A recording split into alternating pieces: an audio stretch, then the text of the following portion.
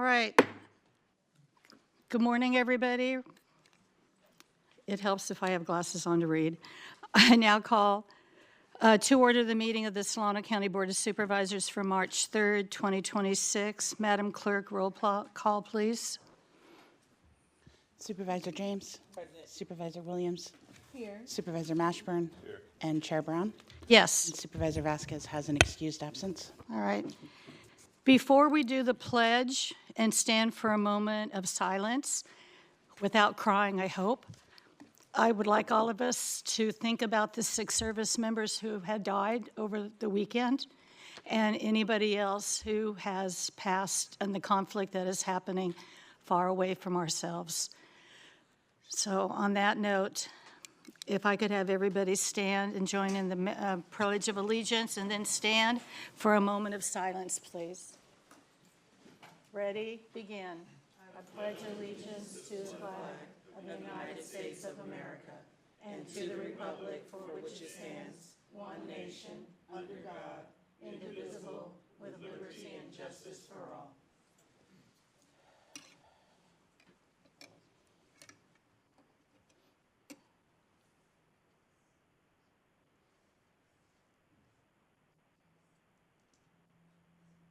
Okay, thank you.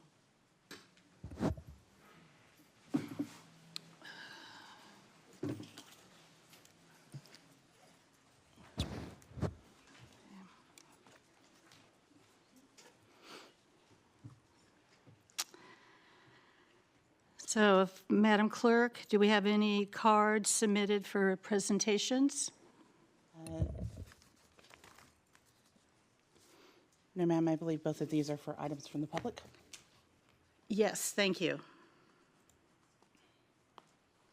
So, receive a presentation on the results of the 2025 Counties Care Holiday Food Fight Competition and recognize the efforts and generosity of Solano County employees.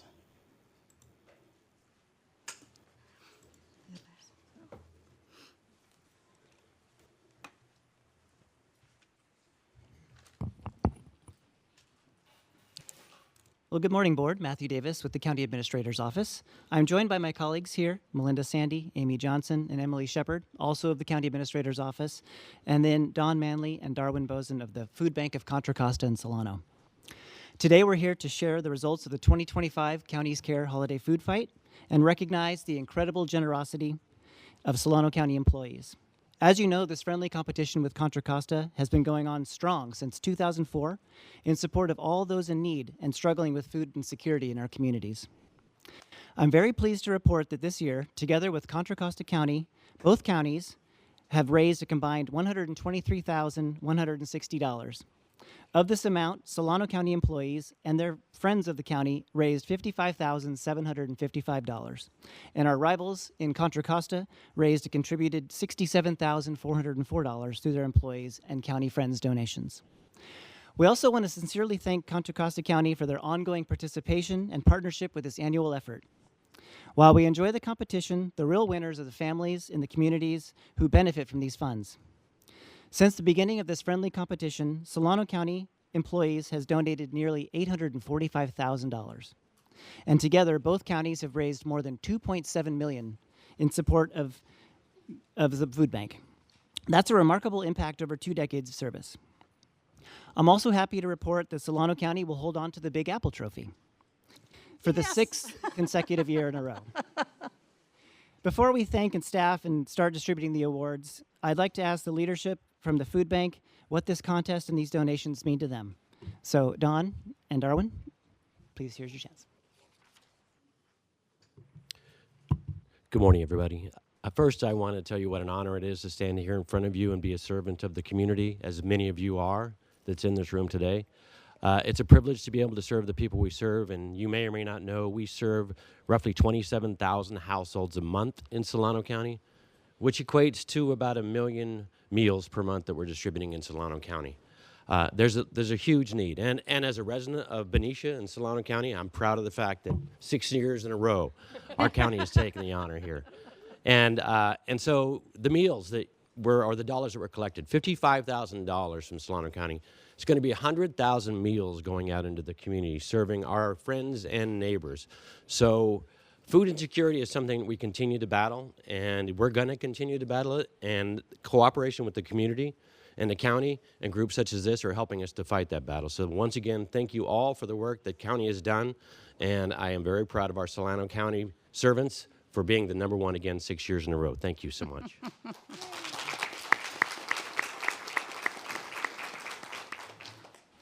Okay, so this year's campaign was led by Melinda Sandy, Amy Johnson, and Emily Shepard of the County Administrator's Office.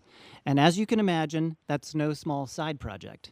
In addition to their regular day jobs, they coordinated everything with the food bank, kept track of donations, worked with all department leads, and somehow kept the whole thing running smoothly. They make it look easy, which I can assure you it's not. Let's give them a well-deserved round of applause for all they do for the county and for the community.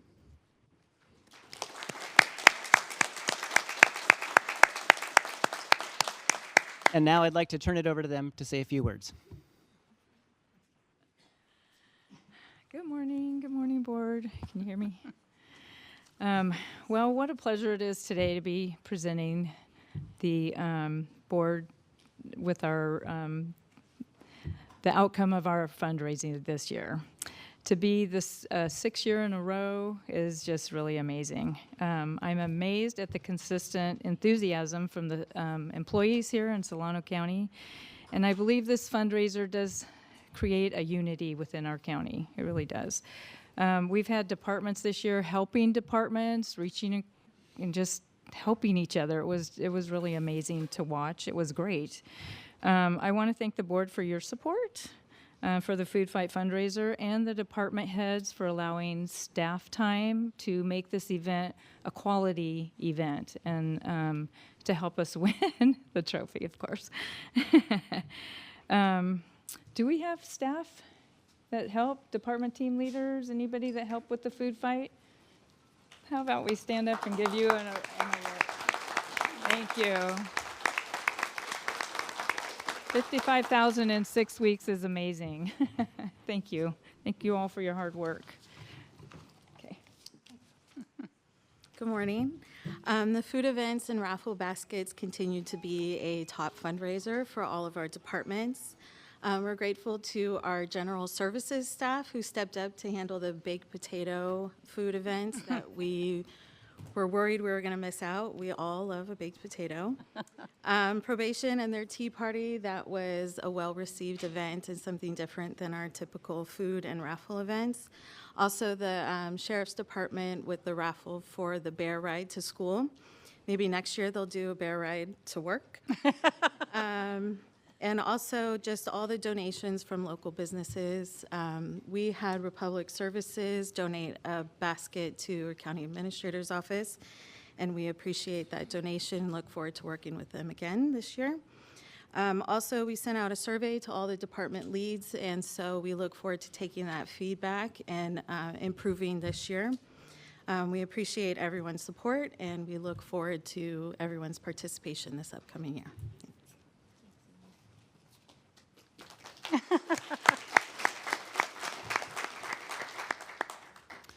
Okay, so now before we get to the presentation of the awards, I want to thank the board and our friendly rivals in Contra Costa County for participating in the 2025 County Care Food Fight, and for our Solano County employees. So in celebration of their generosity, they truly make a difference in the lives of those with hunger in our community. So now I'm going to turn it over to Emily, who's going to help present the awards, and I'm going to step aside and take pictures. Thank you. Good morning, board. The first award we have will be for recognizing departments for sustained giving over the past 5 years. For the most dollars contributed over the last 5 years for a small department, we have County Council.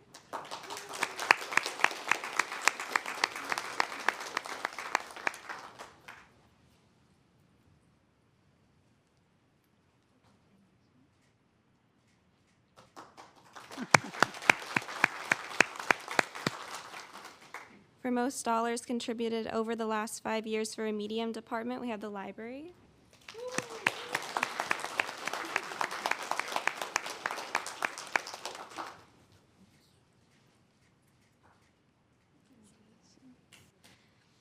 For most dollars contributed over the last 5 years for a large department, we have health and social services.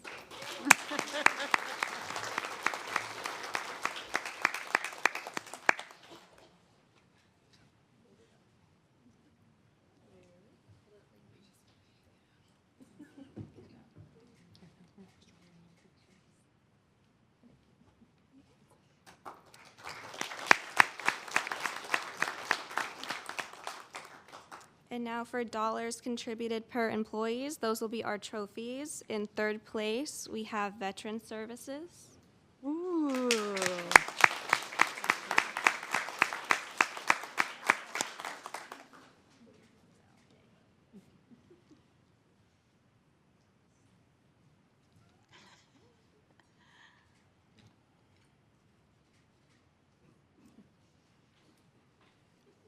In second place, we have the CAO's office. Come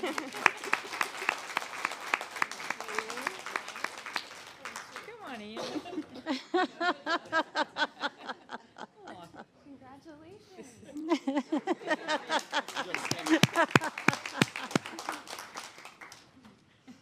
We'll take it back. For first place, we have County Council again.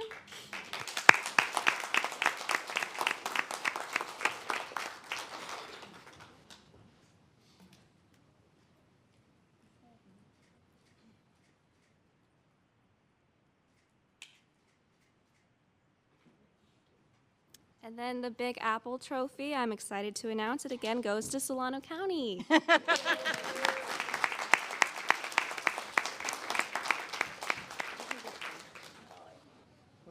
we need to have a picture with our chair, so. For all the board. Should we all come down? Yeah, come on down, guys. Right there sounds even better. Come on up. Come on up.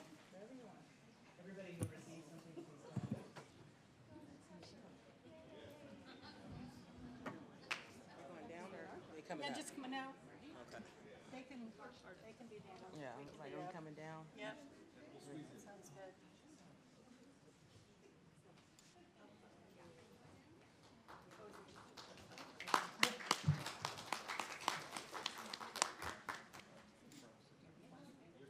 Okay. We also have room up here if anybody's come up. Yeah, they put it. Yeah, lift it up. Oh, you mean in like the chair. this? Yes, there you go. All right. I'll let Emily take care of it now.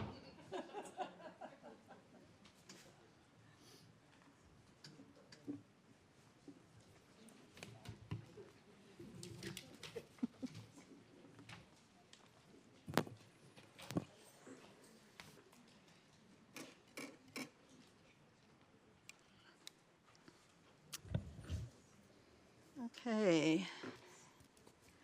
Thank you, Food Bank, for coming all the way from, well, Benicia and Contra Costa, and tell Contra Costa that Solano's here to always fight.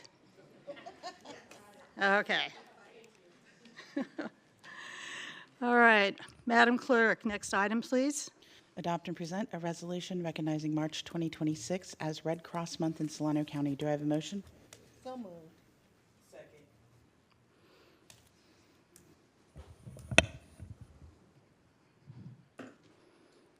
Okay.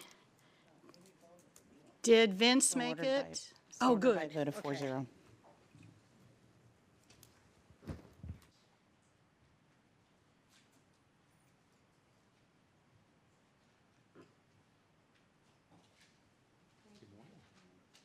Can't see you, but No, thank you, thank you. yeah. So I usually don't read the resolution. Do you want to do that, or just tell us what you do? That's fine, I can just say a couple words. Okay, sounds good. Yeah, please do. Yeah. Okay. So Vince from the Red Cross, who I just met today, come on up. And he's going to tell us everything and why you guys always hear, right? When there's always a tragedy or something happening, what are the two words we always hear? Red Cross is here to help. So please tell us. Thank you. Good morning, everyone. Good morning, board. So my name is Vincent Valenzuela. I am the Executive Director with the American Red Cross serving the North Bay Chapter, Solano, Marin, Napa, and Sonoma counties. I'm honored to be here today and accept this proclamation on behalf of Solano County for our volunteers. So this month of March is declared Red Cross Month across the country, and it's to honor our volunteers that do so much awesome work in the community. Most folks don't know this. 90% of our work through the Red Cross is done by our volunteers. The ratio is about 13 to 1, 13 volunteers to 1 employee. So without those volunteers, we can't fulfill our mission in the community. Now, I have some great talking points here from my comms team, but I'm actually going to go off script a little bit because my comms team isn't here to tell me not to go off script. Right? That's always a good thing. And I want to point out, I am by myself today, which is not the norm. Normally, when we come to the Board of Supervisors meeting or City Council meeting, I am flocked with my awesome volunteers. They're actually attending a Red Cross training, becoming better Red Crossers as we speak right now. So they definitely have a pass to not be here today to accept this proclamation. And I'm not going to read some of these stats, like I said, because realistically, folks aren't going to remember all the stats I say. What I am going to say, I hope you will remember, and that's speaking to the caliber of the volunteers that come out of Solano County. So we have fantastic volunteers, as was mentioned, that deploy to disasters here locally, throughout the country, across the globe. We deploy these volunteers. We have fantastic volunteers out on Travis Air Force Base. We have an office at the David Grant Medical Center. We have volunteers sponsoring and hosting blood drives to make sure hospitals have adequate blood on the shelves to literally save lives. We have volunteers teaching CPR, first aid, to make sure that folks are safe out in the community. Without those volunteers, like I said, we cannot fulfill our mission. So I hope if you remember anything after today, remember that Red Cross volunteers are the core of our mission, and you are more than welcome to come join these volunteers, rub shoulders with these volunteers, and become a Red Crosser as well. I welcome anyone to join our team. It is open to all, so thank you. It's my honor to be here and receive this proclamation, so thank you very much. Thank you. Yeah, perfect. I'll leave that there for a second. If there's anybody who's a volunteer or has volunteered for the Red Cross, come on down for pictures.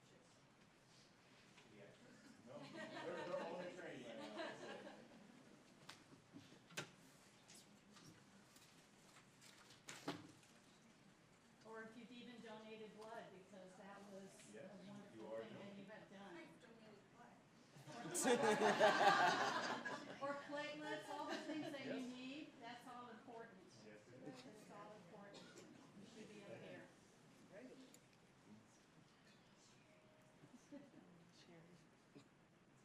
Here we go, on three. 1, 2, 3.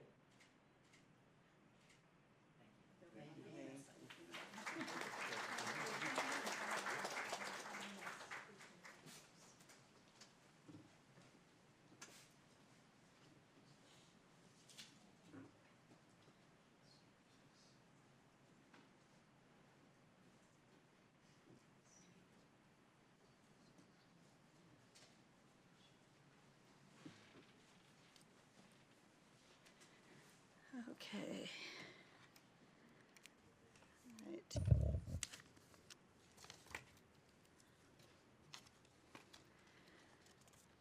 So, Madam Clerk, have there been any cards submitted or callers that wish to speak on this agenda item number 3? I do have one caller on the line, so let me ask. Caller on the line, if you wish to speak under presentations, please press *3 to raise your hand. Caller on the line, if you wish to speak under our presentation items, please press *3 to raise your hand. Okay, ma'am, they are not raising their hand, and I have no cards on the. All right, then please read. Adopt and present a resolution recognizing March 2026 as Women's History Month in Solano County. Do I have a motion? So moved. Second.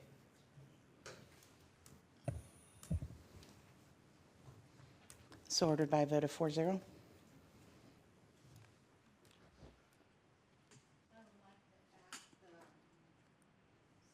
County Office of Education to join me at the podium, the board, the employees, and Vernell Brumfield representing the Commission for Women and Girls. Good morning, ladies.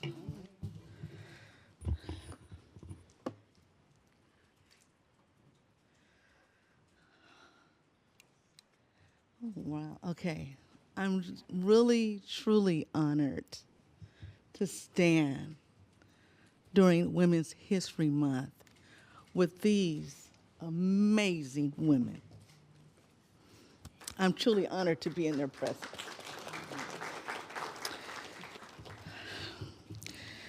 All right, we're going to be presenting two resolutions. It's the same resolutions, but to two different entities. First and foremost, we'll start with Solano County Office of Education. They are the only board in Solano County that is all female. And I wanted to acknowledge that women do lead and lead well.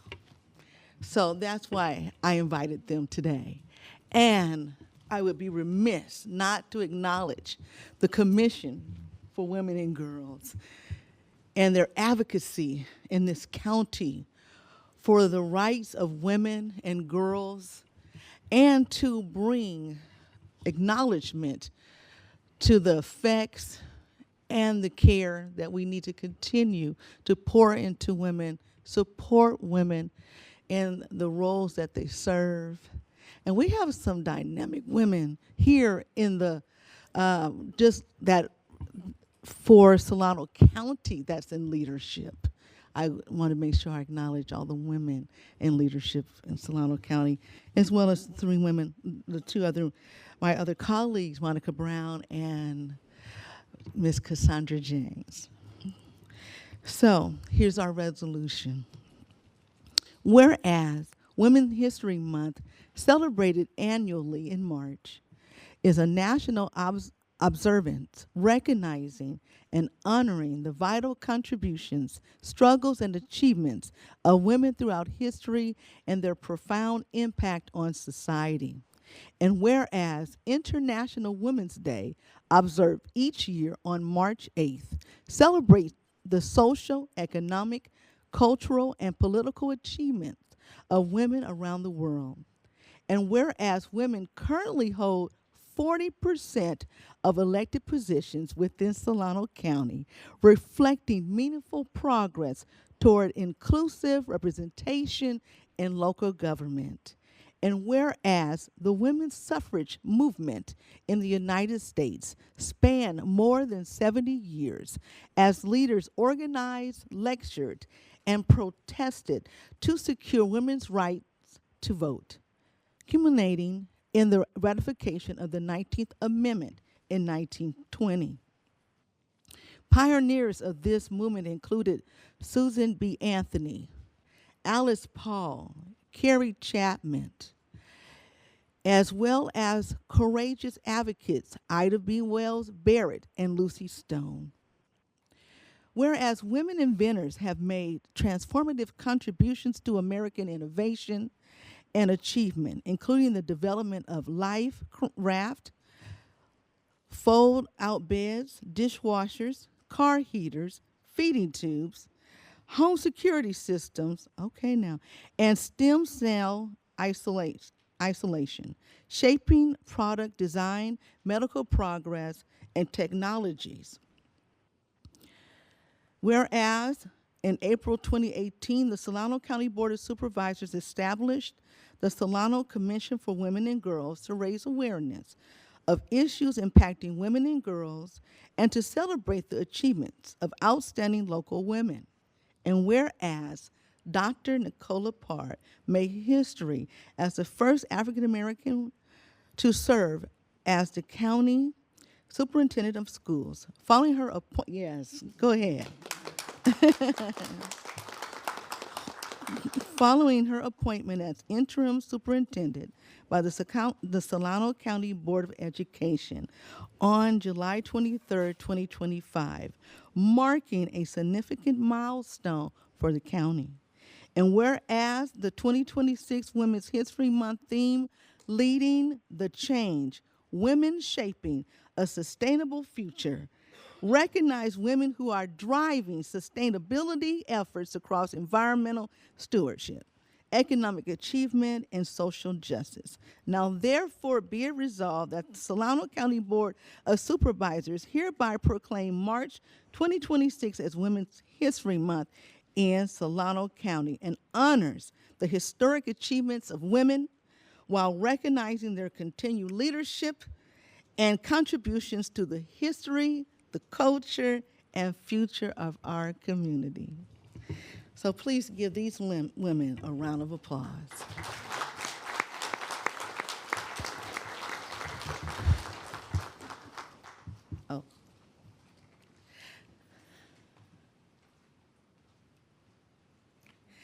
All right, I'm going to ask for Dr. Nicola Parr to share some words, and any of the women present today on the board of Solano County Office of Education, and then followed by our very own commissioner for the Commission for Women and Girls and co-chair, Vernell Brumfield. So at this time, I'll turn the podium over to Dr. Parr.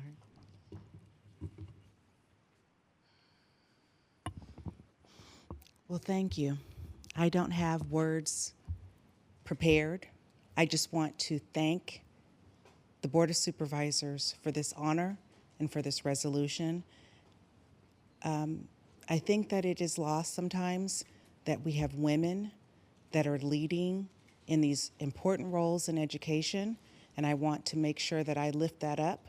And with the Solano County Board of Education having been, not recently, but been for many years, the only all-women board in the area is in the state is huge. All 58 counties. Yes, yes. So lifting that up. Thank you once again for the resolution. I'll step up. Okay, This is our mouthpiece. Good morning. We're night people. You might know we have our meetings in the evening, and my job's in the evening as well. So it meant a lot to us for you all to recognize what we've been doing for a very long time. So that's why we're here, even at 9:07 a.m. But actually, we're here because it's a very special place that we're in, where 7 women from wildly different backgrounds spend 10 years together and move forward in a sort of shorthand way, is what I like to say, because we understand that though we come from some of us, very different political backgrounds, we shared a struggle, an understanding of the struggle that women go through to educate their children, to that the workers that are involved in our schools do tremendous things with very little support, and every woman in this room, I'm sure, has experienced this, where they have to get it done, no matter what. And that's what we do as a board. We understand the shorthand that we have to get it done. So fortunately, that's led to, I think, a very cohesive pattern of effort. And I'm so very proud to have been part of this team for over 12 years. I think our newest member is 10 years on the board. And so that's a decade of 7 women working together every week, every month, getting things accomplished without a lot of nonsense. So we're proud of it. And I thank you so much for the opportunity to mention that. Thank you.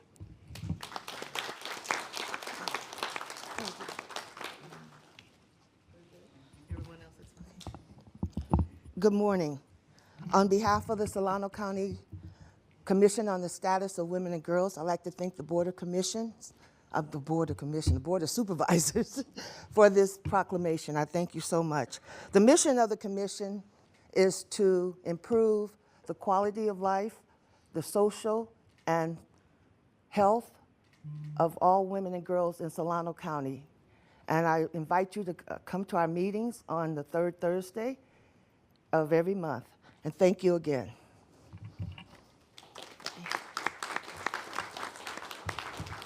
What I didn't get to share about the Commission of Women and Girls is that I had the honor of working with them last year on Black maternal and infant health and birth justice. And we had a really amazing turnout, and it was very, very impactful. So they are really, truly out there doing great work. And these women on the Board of Trustees on SCO, they are making sure the future of Solano County, our children, have the best education.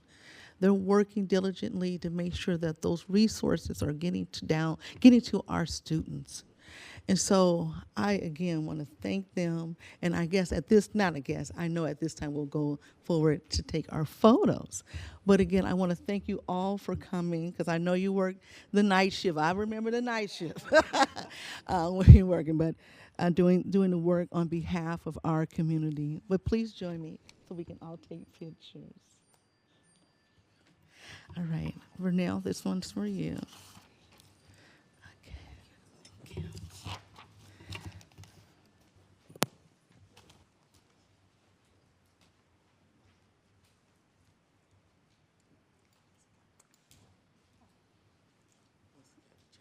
Yep. Because it doesn't move fast. Yep.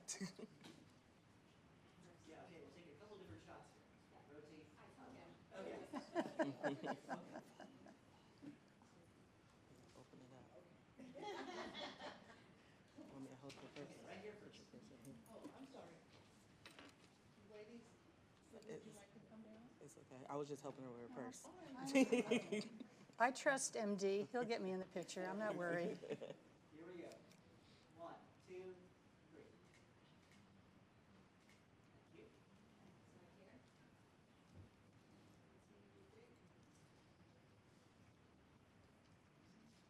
Okay, great.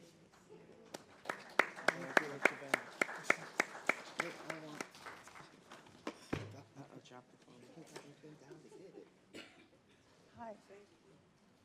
She needs help with her phone. Well, no, she's just closer to the bottom, honey. That's okay. We're doing good.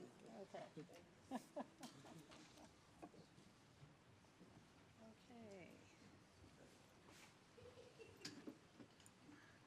Here's where my pen went. Okay. All right. All right, Madam Clerk, for item number 4, have there been any cards submitted, or are there any callers on the line that wish to speak on this item? Callers on the line, if you wish to speak on agenda item number 4, please press *3 to raise your hand. Callers on the line, if you wish to speak on agenda item number 4, please press *3 to raise your hand. Okay, ma'am, they're not raising their hand, and I have no cards for this item. All right, would you then read the agenda item? Adopt and present a resolution recognizing March 1st to the 7th, 2026 as Weights and Measures Week in Solano County. Do I have a motion? So moved.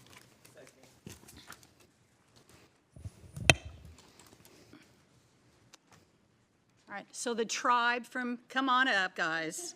So ordered by a vote of 4-0.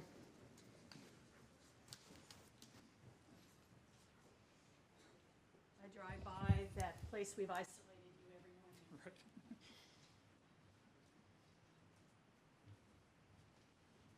All right, so who's going to be the designated talker, you or? I'll do it. Okay, all right. That's fine, that's fine. Come on up. You guys know everything that you do, we do too. So, you can do this or this, whatever your desires. Okay. You turn it over to me. Yes, You of going? course Oh, okay. I am. Okay. Okay. You get paid more than I do. You know. Well, good morning, board. Everyone, I'm Ed King, Agricultural Commissioner and Sealer of Weights and Measures. So thank you for once again recognizing Weights and Measures Week. It is National Weights and Measures Week. We are part of a national system of weights and measures that we work collaboratively through our Agricultural Commissioners and Sealers Association in California, along with weights and measures jurisdictions from across the country to develop model weights and measures laws and specifications and tolerances for weighing and measuring devices. And then the states adopt those model laws, and then therein we have a uniform system of weights and measures. And that happens with input from industry and support from the National Institute of Standards and Technology. So by and large holds true that we have a uniform system. There, as you imagine, in California, we have some things that we do in our own unique way, but for the most part, we have a unique and uniform system of weights and measures across the country. So, case in point, if you go to a gas station here in Fairfield and you fill up your tank with gas and then you head out on Interstate 80, eastbound and down on a cross-country journey, and you stop in states along the way to refuel your tank, the weights and measures jurisdictions in those states will have inspected and certified the accuracy of those gas pumps just as we would here in California. An interesting and important thing to know about weights and measures is that we inspect and certify the accuracy of commercial devices to within a narrow tolerance range or a range of allowable error.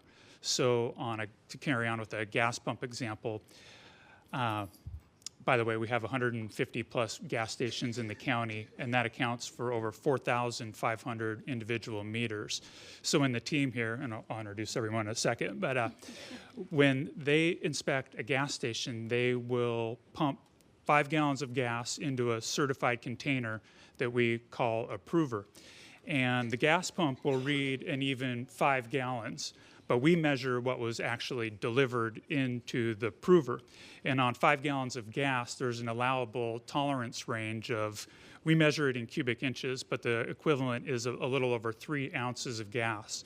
So on 5 gallons of gas, you may receive an additional 3+ ounces, or you may be short 3+ ounces. And for perspective, there's 640 ounces in 5 gallons of gas. So it's a narrow tolerance range.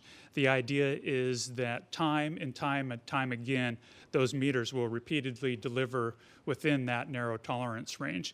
And scales work in a similar way.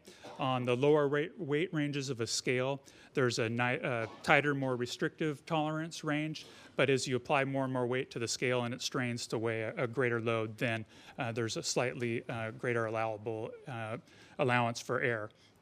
And we have a whole assortment and variety of specialized equipment to do these inspections.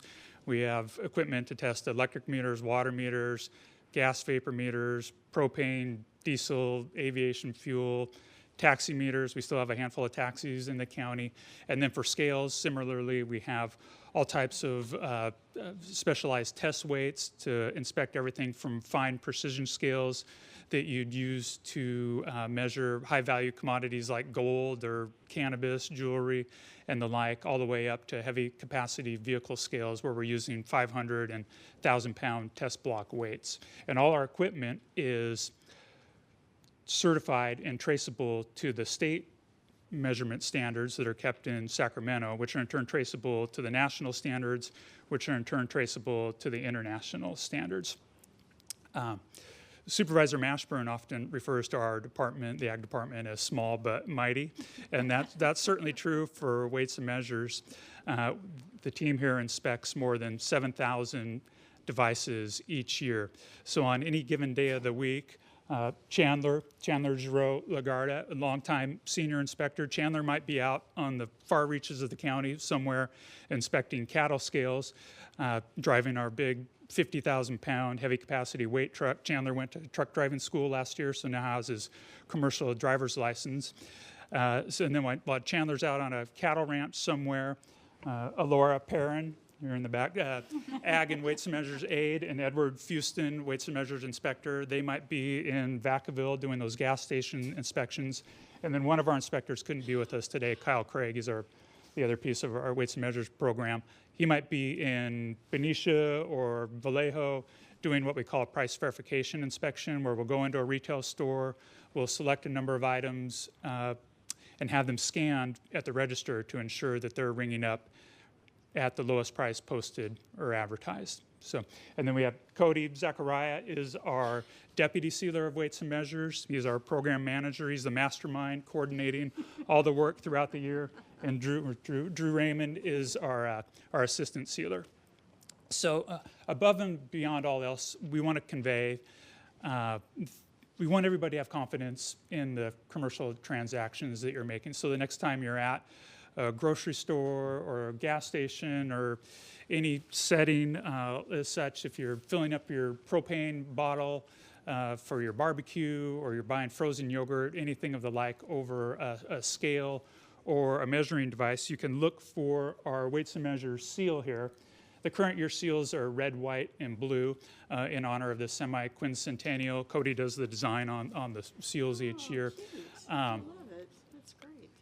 You still may see 2025 seals out in the world. That's because most devices are on an annual inspection cycle. So if you see a 2025 seal, that doesn't mean it's out of date. That just means we probably inspected those devices in the second half of last year and haven't come around yet to do them again this year. So if you ever have a question, concern, complaint about any type of transaction that you've made, be it an overcharge at a grocery store or something that happened at a gas station, we do fuel quality sampling to assure diesel and gasoline meet minimum fuel quality standards. If you think your box of Cheerios that says 14 ounces only weighs 13 ounces, anything of the like, this is your team here. These are some of the sharpest weights and measures minds in the state. So as always, thank you for your support and your recognition.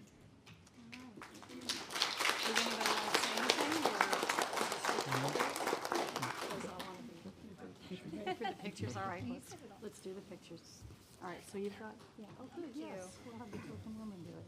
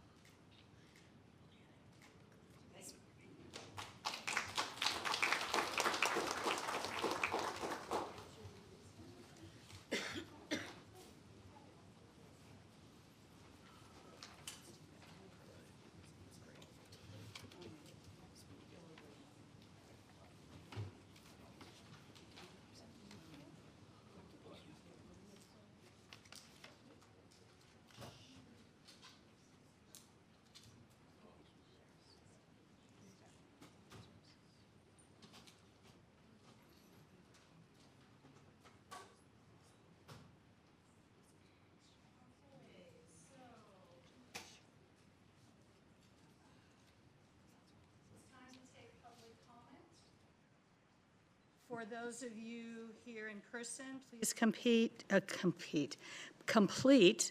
speaker card and submit it to the clerk here on my right. The clerk will call your name.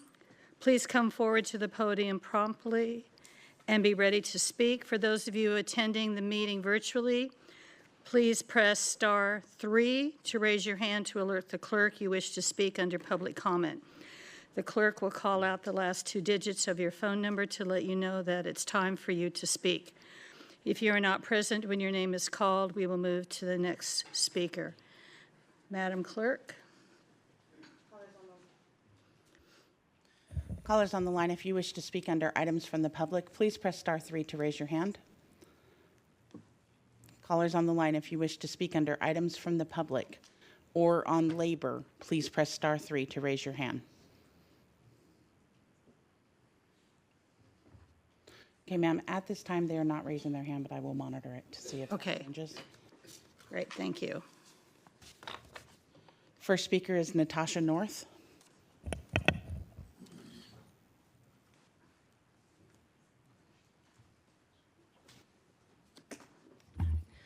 Good morning. My name's Natasha North. I'm a children's librarian. I've been here with Solano County since 2002, and I love my job as a children's librarian. It's amazing. I get to do so many fantastic things. I really appreciate all of the families that come back and tell us how much we mean to them, how better their children are at reading, how better socialized they are, how they're doing better in school because of what we provide as a library, and that's amazing.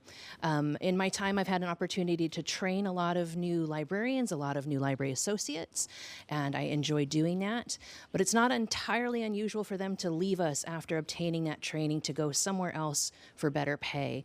And that is always disappointing, to put that work into somebody who is a great employee, but they leave us because they need to find better pay elsewhere. I'm also here thinking about some of my coworkers in their 30s who still live at home with family. They cannot afford to move out. They're not even thinking about buying a house. They're just thinking about rent in a safe place, but they're still with their families because they can't obtain something else on the COLAs, on the salaries we're currently offering. I have a coworker whose car broke down, can't afford to fix that, again, relying on family rather than on his wage at his good government job. And so I hope that as we move forward, with the prices of things going up, the cost of living going up, that we're able to come together and determine a good, fair COLA so that we don't see as things go up, that our employees go away. I thank you very much for your time.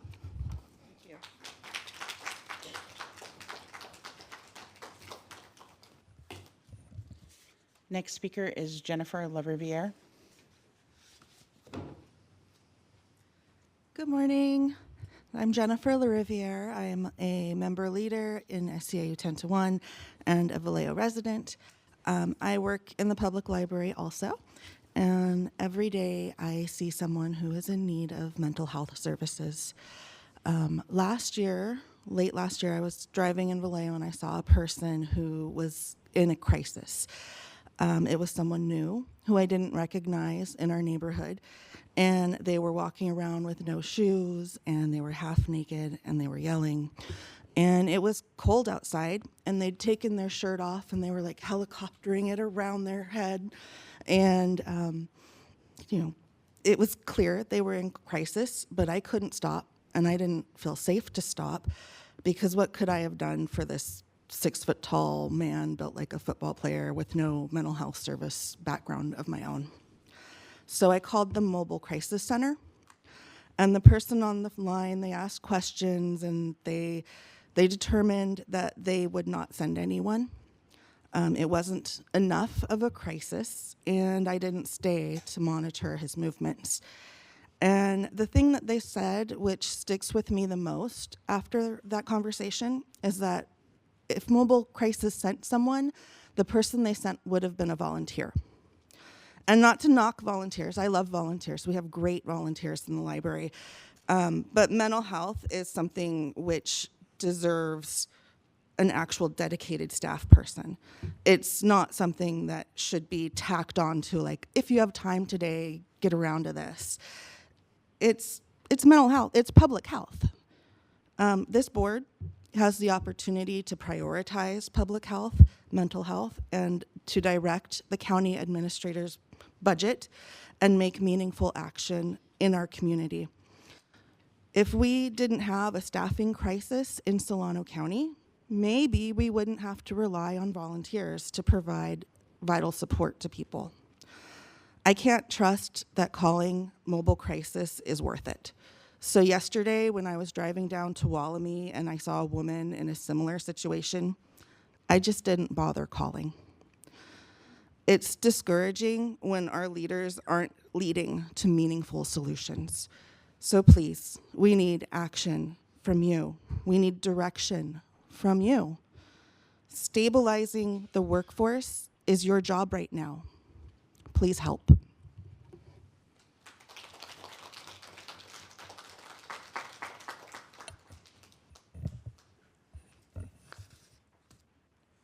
Next speaker is Minerva Chavez.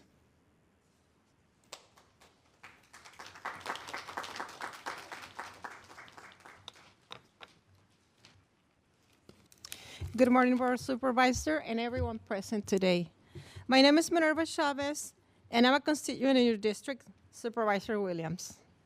I have been an in-home service provider for 6 years, and I'm a proud member of a SCIU 2015 bargaining team. I take care of my daughter with intellectual disabilities. For more than 7,000 people across Solano County, the in-home service program is a critical resource that allows us to support the independence of our loved ones who need care, who need long-term care. The work I do as my daughter's in-home service provider allows her to stay at home in our county instead of having to move into a costly nursing home.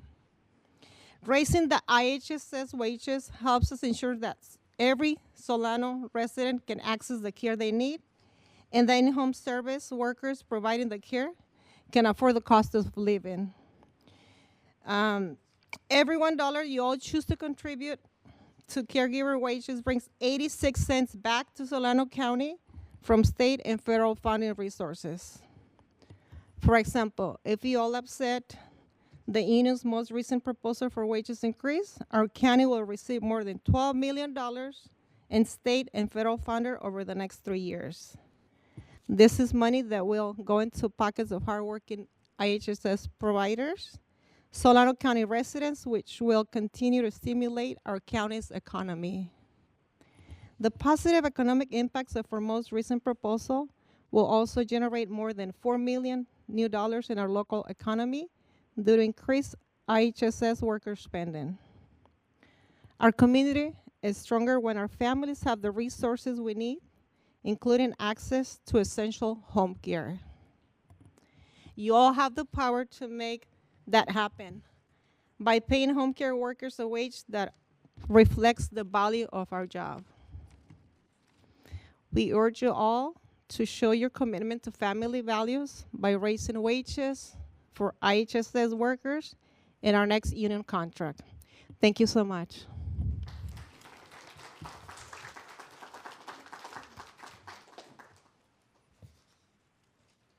The next speaker is Sherry Williams.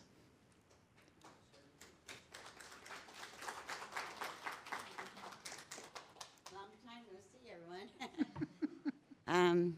Good morning. My name's Sherry Williams. I'm a current and former IHSS worker in Solano County. Solano County is facing a growing care crisis. Seniors and people with disabilities are struggling to find caregivers, families with being pushed out beyond their breaking point. At the heart of the crisis is a simple truth. IHS wages in Solano County are too low to sustain a stable home care workforce. IHSS workers are being forced to move to surrounding counties that pay considerably more, and they're being pushed out of this profession altogether. This is something that I have personally experienced, and after being the primary caregiver of my mother for over 30 years, once she passed, I was forced out of this county, which we called home. A domain effect was created where I lost my housing, a car, a few years later, that I had paid for 4 years. I lost it. I had to seek new employment in 3 different counties while having to relocate to Sacramento altogether.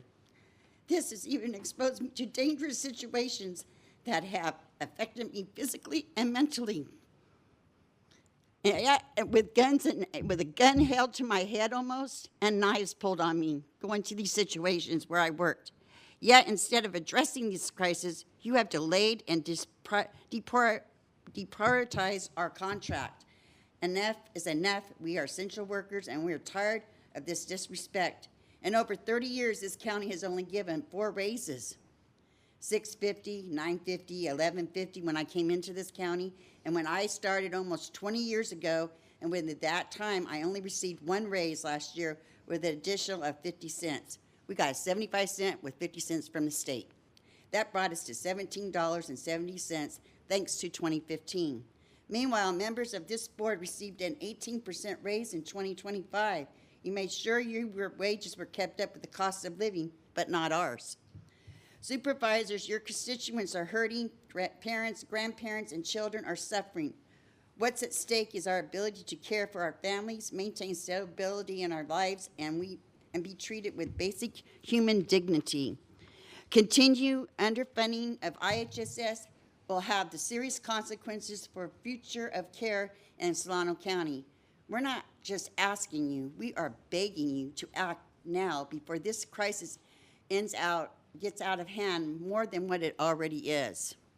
Thank you for your time, board. Please consider this because we need a cost of living raise also in order to do our work. Thank you.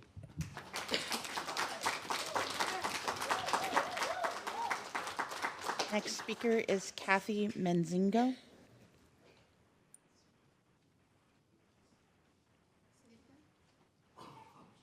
Kathy? No, she had asked me to say it again. Pardon? I had just been asked to say your name again. Oh, That was all. sorry. Go ahead, ma'am. Good morning. My name is Kathy Mazingo. I have been an IHSS provider for over 20 years. At this time, before I start, I am requesting an audit for the last 10 years. Try and have the statements done by the end of this meeting. I did this a few years ago, and Mr. Vasquez, had given it to me, and it went to our rep, and I never saw it again. And I am requesting it.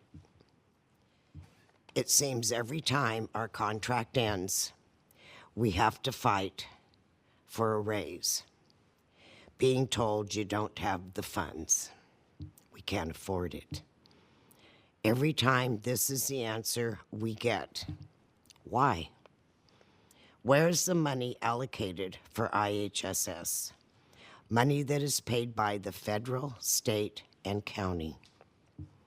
When the budget is done, why are we not included in that budget? I also want to know where the money is being deposited. In what account? If it's in the general fund, that's not a good idea. We need to have our own fund. What we give our clients is the better quality of life, physical, and mental care. We provide more than a nursing home can give them. They can stay in their homes. I love seeing my clients happy. I'm always thankful for being there for them. It makes my day. Please consider giving us a better raise, more than 50 cents. Really? I'm requesting at least $125 to $150 more. If you're not aware, we pay our own health insurance, other dues, and other expenses not covered. And I have a question for you regarding your raises. I'm a taxpayer. I'm a homeowner who actually decides who your raises at this time. No one asks me. How would you feel if you were told, we can only give you 50 cents raise? You know, we have to go through this every time. That's not fair. You don't have to fight for your raise. We do, and the people we care for. Chair time. Sorry. Thank you. Thank you. To County Council, I'd like to ask Ian a question. The comment that I apologize, I did not write her name down, that she indicated that she wanted some information. Does that make any sense to you, or? No, I'm unclear, but I'd like to follow up on the request for the document related to Supervisor Vasquez, I think it was. So we'll follow up. We'll check with that? Yeah, Okay. absolutely. Thank you. Okay, great. Okay, thank you. I just wanted to make sure we were covering. Thank you very much. Next speaker is Carl Vinson.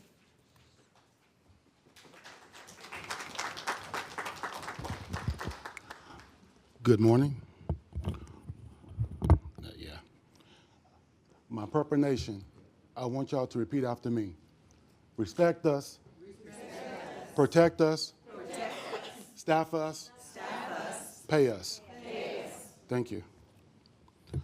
I stand here before you as a resident of Fairfield, California, and also Solano County. And I'm a social member / volunteer of local SEIU 2015. And I have a question for y'all and also for the audience. My question is, what is the most two powerful things in the world? Anybody have a guess? Okay, that's one of them, but that's not the top two. The top two is food and affordable housing. We cannot get none of those necessities for a 50 cents raise. Everything going up in California except for our wages. Gas, PG&E. Matter of fact, PG&E, y'all know PG&E is going up every year for the next 5 years.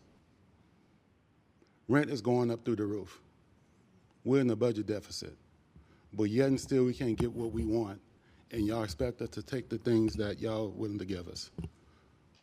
My desire is to make sure that we get what we need in this contract, and y'all have the means to do it, and we're gonna get this thing done before this year is out. We understand midterm elections is coming up. A lot of election seats going to be filled and some of them going to be empty. I would say this, the ones that will be empty, I will take the opportunity to elect and campaign the right people in those seats to make sure we get the things that we need in this community.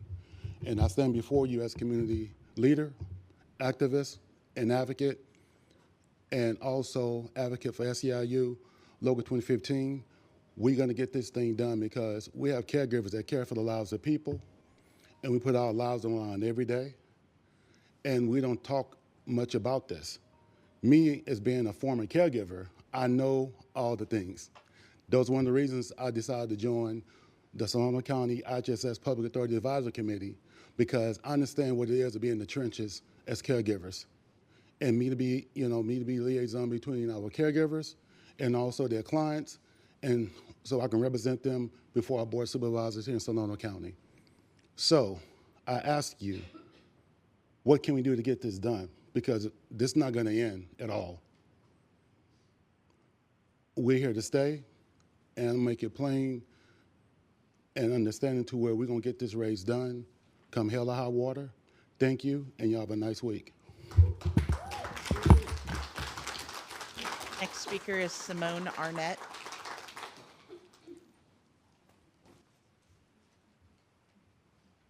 Next speaker is Simone Arnett. Good morning, Board. Good morning, Ian. You know, I don't usually prepare anything. I just like to speak from the heart. I give it up to these IHSS workers. My first 10 years at this county, I caregave for my elderly parents. I was the last of 6. I was the only one who still lived in the area. It's not an easy job you guys do. I did my full-time job here at the county and go home, and I would start my full-time job at home. I didn't sleep for many years. You know, we have a public health crisis. We have a mental health crisis. It doesn't help when your employees, many that are single moms, are being hurt with the healthcare choices you've made in this contract. You know, we never want to make this a us versus you. You know, we want to work alongside with you. But you do need to stop hurting your employees. That's a choice. That money was allocated. Stop hurting your employees. Give us time to come to an agreement. You know, leadership is not, it's not just being in charge, it's taking care of people in your charge. We are your charge. You know, it means acting before a crisis deepens. If you want better outcomes, you need to stabilize this workforce. We deal with people in mental health crises in every department. It is hard to concentrate on our work when we are worried about our own families and putting food on the table and paying the rent. So all we're asking is hear us out, come to a fair contract with us. We are not asking for the sun, the moon, and the stars. We are asking to be able to live in the county where we work and support our community. Thank you.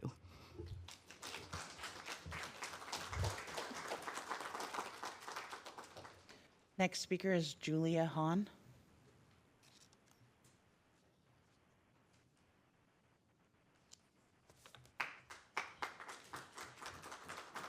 Hello, Board. I just want to say that I think it's kind of ironic that you guys are honoring the food bank for providing food for the county and honoring women this month, considering that IHSS workers are overwhelmingly women and constantly relied on their unpaid or undervalued labor constantly. We are constantly putting it on the backs of women. So thank you for honoring women this month. For the food bank, a reality of how much IHSS workers get paid. It is a monthly rate of about $2,900. You guys are talking about a 50-cent raise. That raises it about $100 a month. So rent prices are about $1,600 on average for a one-bedroom apartment. That doesn't take into account taxes, that doesn't take into account food, that doesn't take into account PG&E, water, which is constantly going up. So that is unaffordable. So in essence, every single IHSS worker cannot work a 40-hour week and live. So they are relying on services like the food bank instead of relying on their employer to pay a wage that actually allows them to live.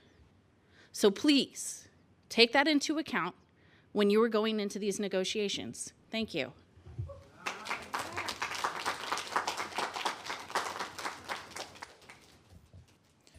Caller with phone number ending in 28. I can see you have your hand raised. Please press *6 to unmute yourself and state your name if you wish.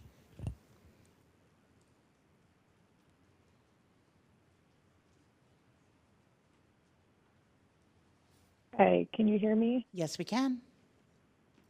Hi, this is Leticia Guerrero. I'm also calling in on behalf of the IHSS workers that are there today. I had an emergency and I wasn't able to make it.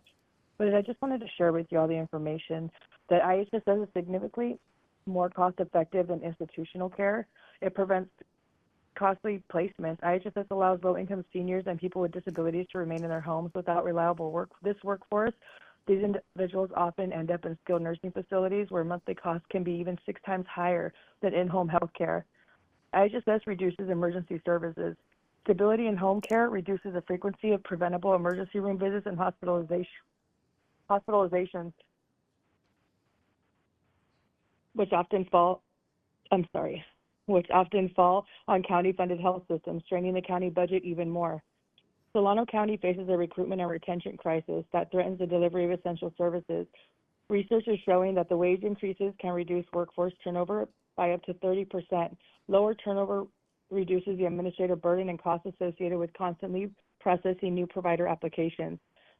Competitive rates in neighboring counties like in Napa and Sonoma are over $20 an hour. They've already implemented higher wages to attract caregivers. Without a raise, Solano County providers will continue to commute for better pay, leaving Solano residents without care. Wage increases for low-income workers have a high multiplier effect because these funds are typically spent immediately within the local community. They are vital to the boost in the economy. A study in nearby Alameda County that estimated that raising IHSS wages to $20 an hour would generate an additional $182 million in economic output and support nearly 1,000 additional jobs. Higher wages lead to increased local tax revenue from sales and property tax in large counties. Such increases can generate millions, in addition to state and local tax revenue. Let's not forget the most important, improving quality of care. Higher compensation is directly linked to better health outcomes for the county's most vulnerable residents, your constituents. Higher pay increases the likelihood that consumers can find and keep a provider that they trust, which improves the quality of match and leads more stable long-term relationships. Competitive wages allow the county to demand higher standards and encourage providers to invest in their development with things such as CPR certification, first aid training, and many more, potentially a career in nursing. As of early 2026, Solano County's IHSS wage is $18.10 per hour. This rate is significantly lower than that of several neighboring Bay Area counties, which have already reached or surpassed $20 an hour. These providers are not even asking that much. So we're hoping that y'all can come back to the table with a reasonable wage that we know it would not be a livable wage, because even $20 an hour is not a sustainable, livable wage in these Bay Area counties. So we hope that you will come to the table with a wage that will get our providers a contract. Thank you. Thank you. That is all the speakers we have today. Okay, so that's all the cards online. Okay, thank you all for coming. Are there any additions or deletions to today's agenda? No, Chair. No additions or deletions today. Okay. May I have a motion to approve the agenda then, please? Consent agenda, I apologize. Wanda, was that you? Okay, sorry, okay. It's been properly moved and seconded, so we get to vote.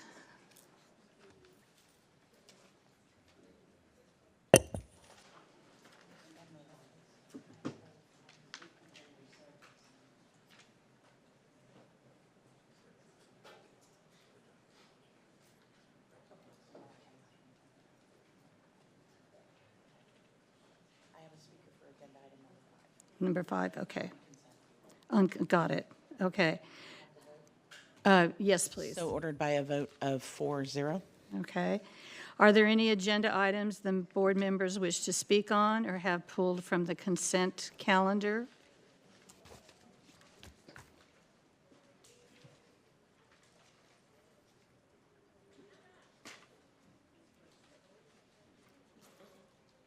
I just, because you were looking through the agenda, I thought you were, oh, okay. Okay, no, I hadn't heard a nay or a yay, so I just thought, I'll give her time, I get it. Yeah, no problem. Okay, it's okay. All right. So, let me just, if this is time for the members of the public to comment on the board regarding items on the consent calendar, and you said we had number 5. Okay. I'm assuming you got my email. Yes, ma'am. Okay, just want to make sure. Okay, thank you. The floor is yours for 3 minutes, sir. Madam Chair and Supervisors, this morning I came to talk on the resolution or the motion to for the donation to the county fair for the junior livestock auction by Supervisor Mashburn for both the Solano County Fair and the Dixon Junior Livestock. We appreciate that donation. It makes it much easier to recognize the kids in the auction. Year after year, since the pandemic, those auctions have taken a hard hit. Last year with the avian flu, most of our auction had to be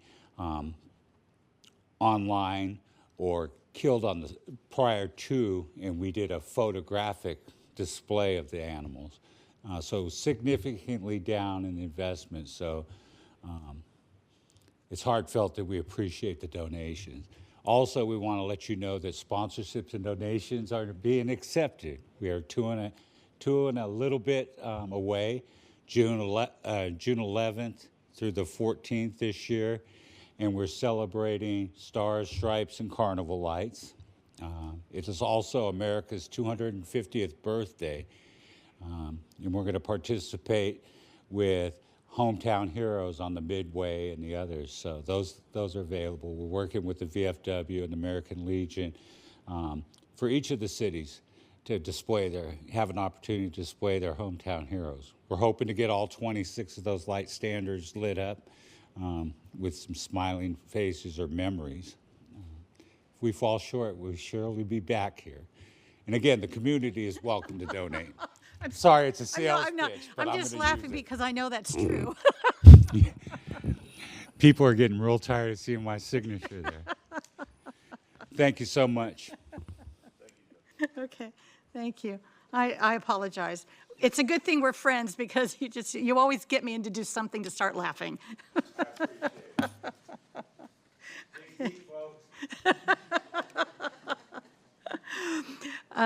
Madam Clerk, do we have anybody else on the phone or any cards?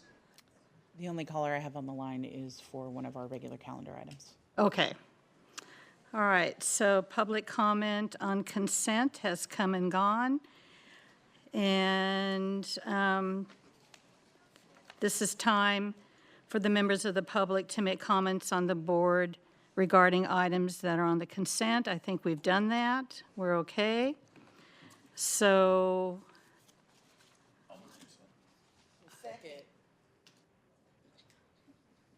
You were so bad. Okay.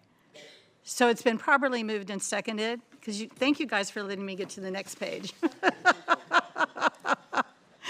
All right, so it's been properly moved and seconded, so let's vote.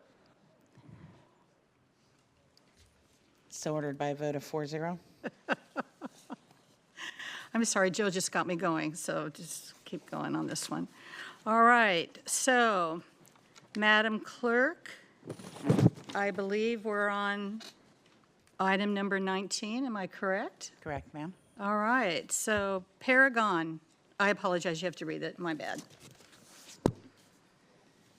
Receive a verbal update from Paragon Government Relations, the county's federal legislative advocates on federal legislative matters of interest to Solano County. Receive a verbal update from Karen Lang, the county's state legislative advocate on state legislative and budgetary matters of interest to the county, including the governor's proposed state budget and key bills of interest to the county. So I think, Karen, we usually do your colleagues that are 3,000 miles away. So, well, they should send us snow once in a while, right? Yeah, okay. Okay, callers on the line from Paragon, please press *6 to unmute yourselves. And Matthew, please go ahead. There we go. Okay. Good morning, Board. Matthew Davis with the County Administrator's Office. I'm joined here in the chambers by Karen Lane, our state lobbyist at SYASL Partners, and Rachel and Hassan of Paragon Government Relations by phone from Washington, D.C. Thank you for this opportunity to present to you today this legislative update. As you know, this is a very busy time of year for the state legislature, which Karen will attest to in her update. And in addition to the flurry of state bills, we're also tracking several federal issues, which Paragon will present as part of their update. And because we're early in the state's legislative cycle today, today's update is basically for informational purposes only, and no bills are agendized for board action. As a reminder, the board approved a state and federal legislative platform last October, which guides staff in submitting position letters with support from our departments, our lobbyists, and our chair's approval, of course. So the slide of bills that Karen will review is provided for FYI purposes only, and if any legislation arises between our now and our next update in May or June that are not covered by your platform, we'll make sure to agendize them and bring them back before your board. So now I'd like to call upon our federal lobbying team at Paragon Government Relations for their update. Hassan and Rachel, please take it.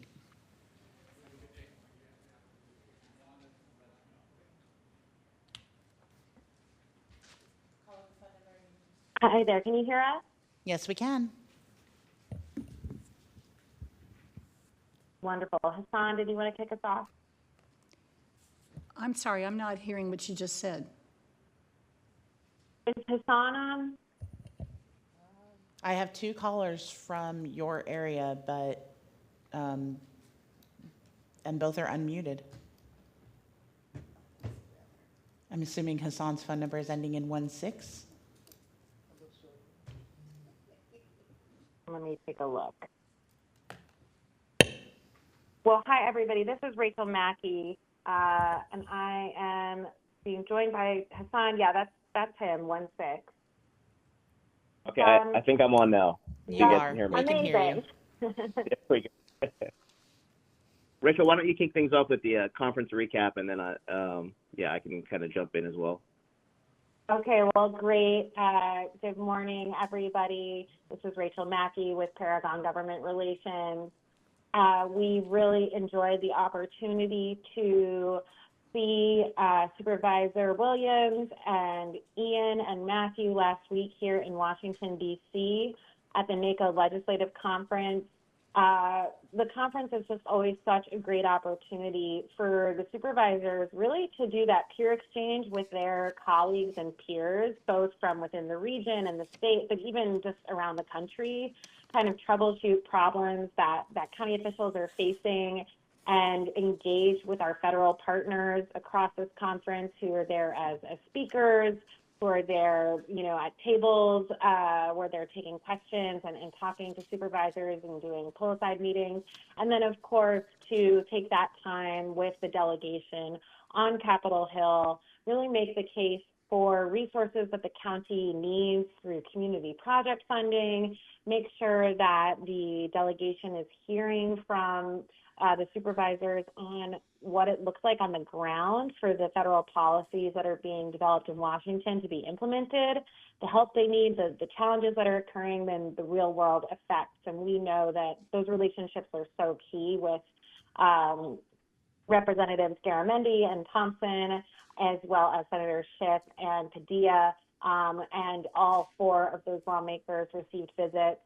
We really just want to commend Supervisor Williams for her wonderful advocacy, taking the county's agenda and priorities up to the Hill. We thought it was a really productive time, and we have a lot of great follow-up happening with congressional staff, particularly with respect to earmarks. So, happy to answer any questions about the conference or just kind of continue and talk a little bit about where we are in the earmark process. Yeah, then Rachel, if I can actually just jump in real quick, I always think these Yeah. are incredibly valuable opportunities for the county to attend these conferences, whether it's NACO, CSAC, RCRC. Networking. It's huge. So you have other county officials who are, everybody's facing,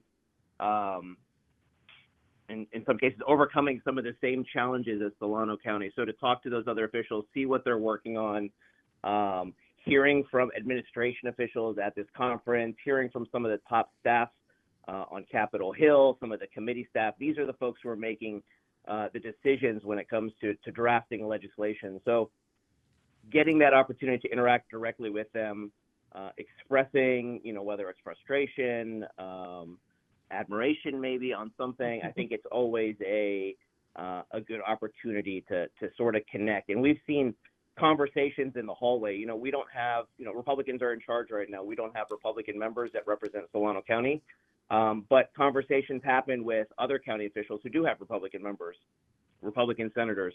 You can ask them to weigh in with their members. So speaking with one voice, incredibly important. Again, I think anytime these opportunities come up, it's a really valuable opportunity for Solano County to participate. Yeah, really well said, Hassan. So with that, I will just go ahead and quickly touch on community project funding, or earmarks as it's more colloquially known. I'll just, flag for the supervisors that shortly after all of our visits concluded last week, we got guidance from the appropriations committees in the House and the Senate, kind of directing the members on how they are to go about submitting projects on behalf of public and nonprofit entities in their districts this upcoming appropriations cycle. And it's pretty similar to how it's gone in years past, but there are some changes on the House side that we were glad to see, including the fact that members can now submit up to 20 requests. Previously, last year, they were only able to submit 14 apiece.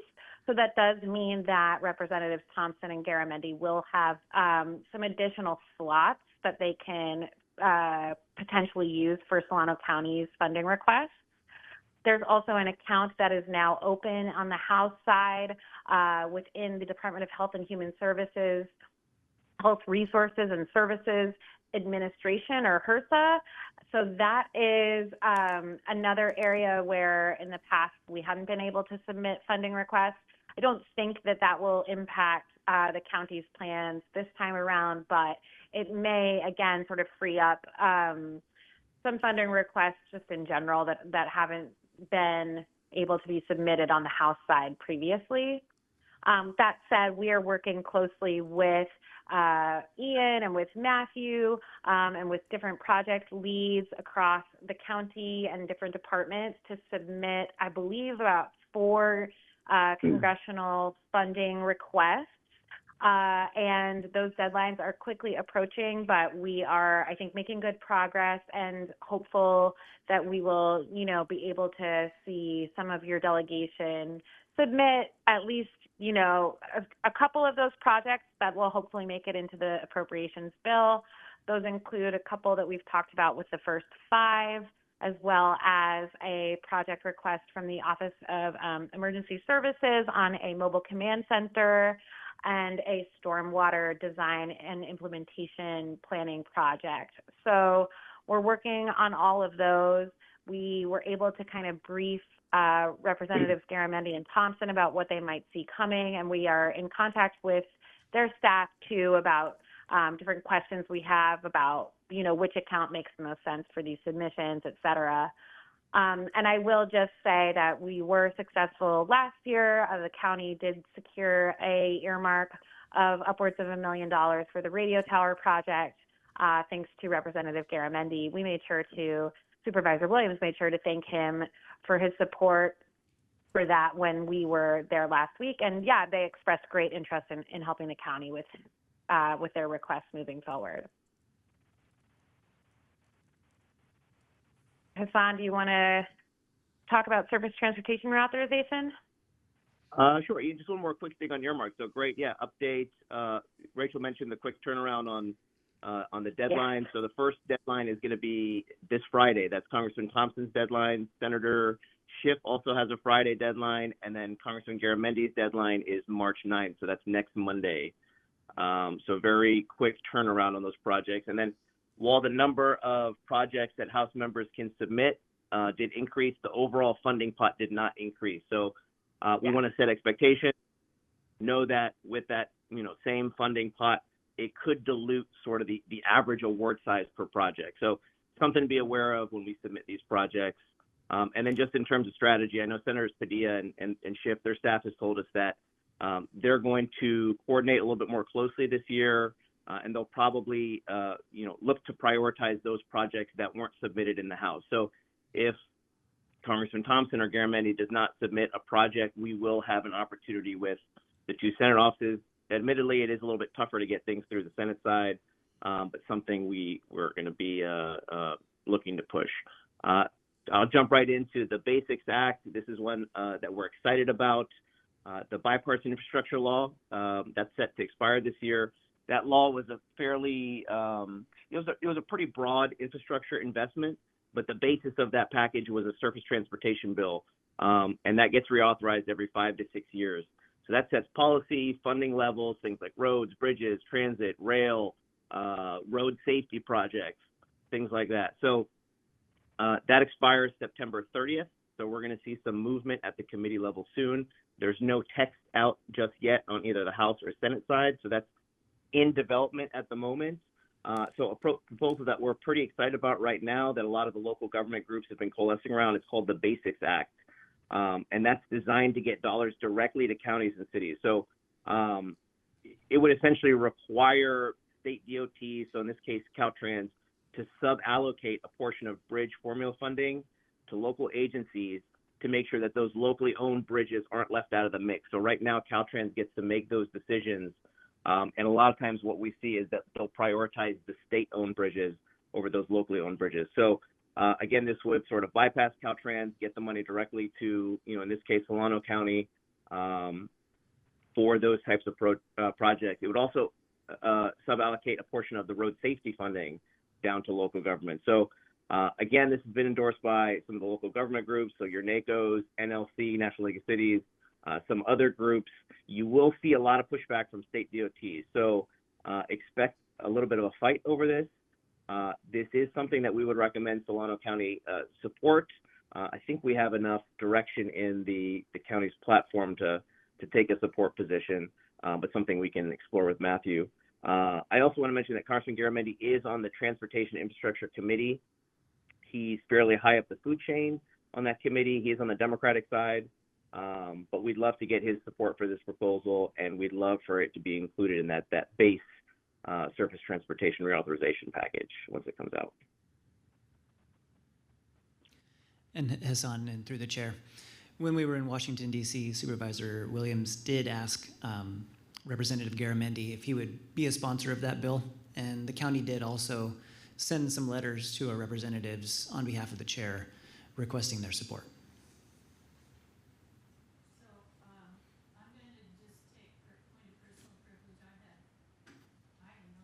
There we go.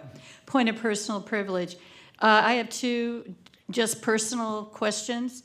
Where are we on the Older Americans Act? Did that ever get passed? Are we going to get money to take care of our seniors?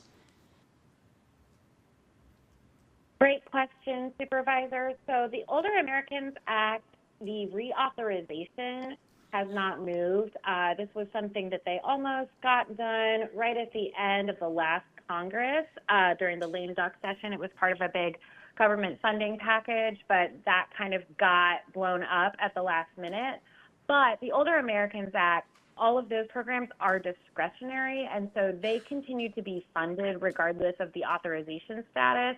And so in the recent government funding deal that occurred in early February, those programs were funded pretty fully. Now, a reauthorization is a really good opportunity to update the programs and make sure they're meeting the moment and to increase funding authorization. but ultimately it's still up to the appropriations committee and process to really fund the program. So they're not at risk of lapsing, but we also probably didn't see the increases we would want to see to meet growing demand. But that's more of an appropriations question each year than it is a authorization question anyways.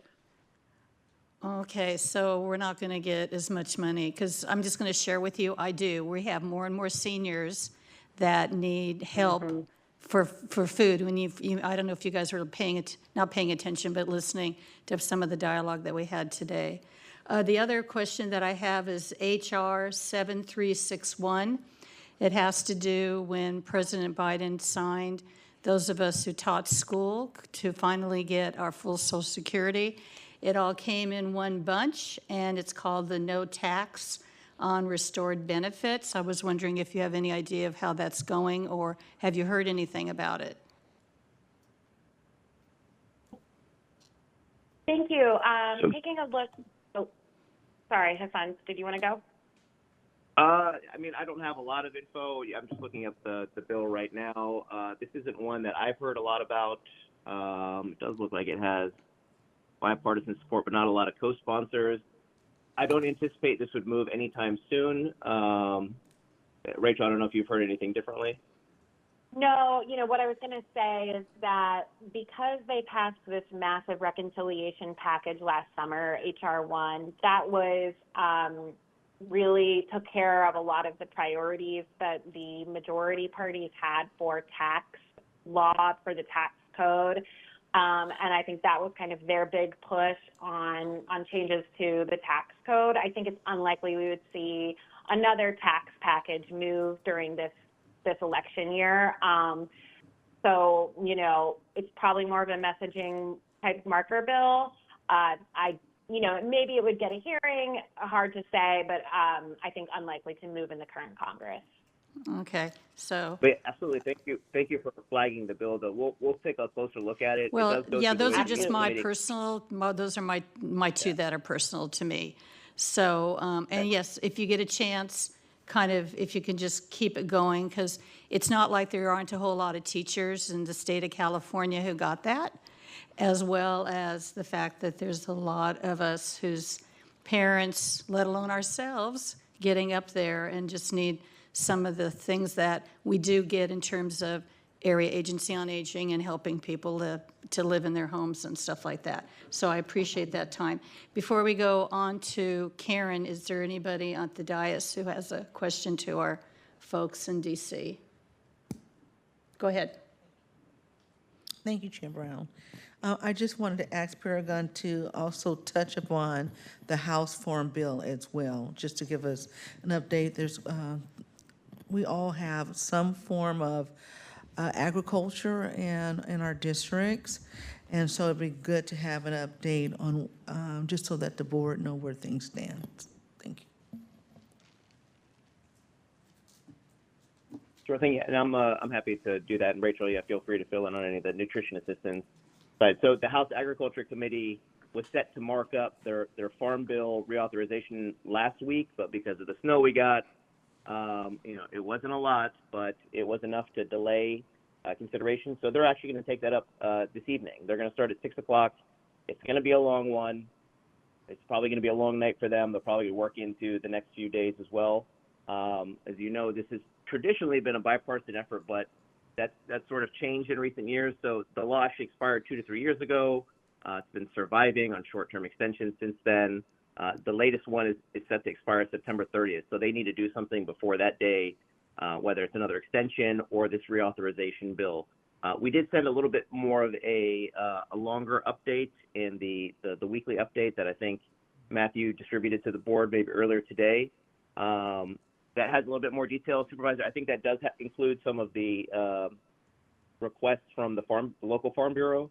We're sort of parsing through the bill. It's over 800 pages. It's pretty lengthy. It's going to change a lot in committee, I think, as well.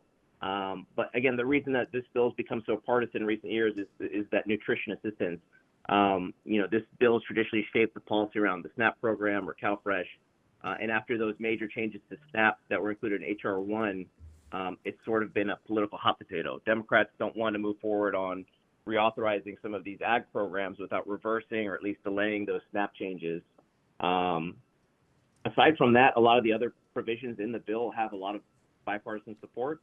There are things that, probably should move. There are some provisions that were included in H.R. 1. So I think there's going to be a little bit of a, after this passes, I think it's going to stall a little bit. I don't know how much appetite there is to have some of these debates take place on the House floor ahead of an election year.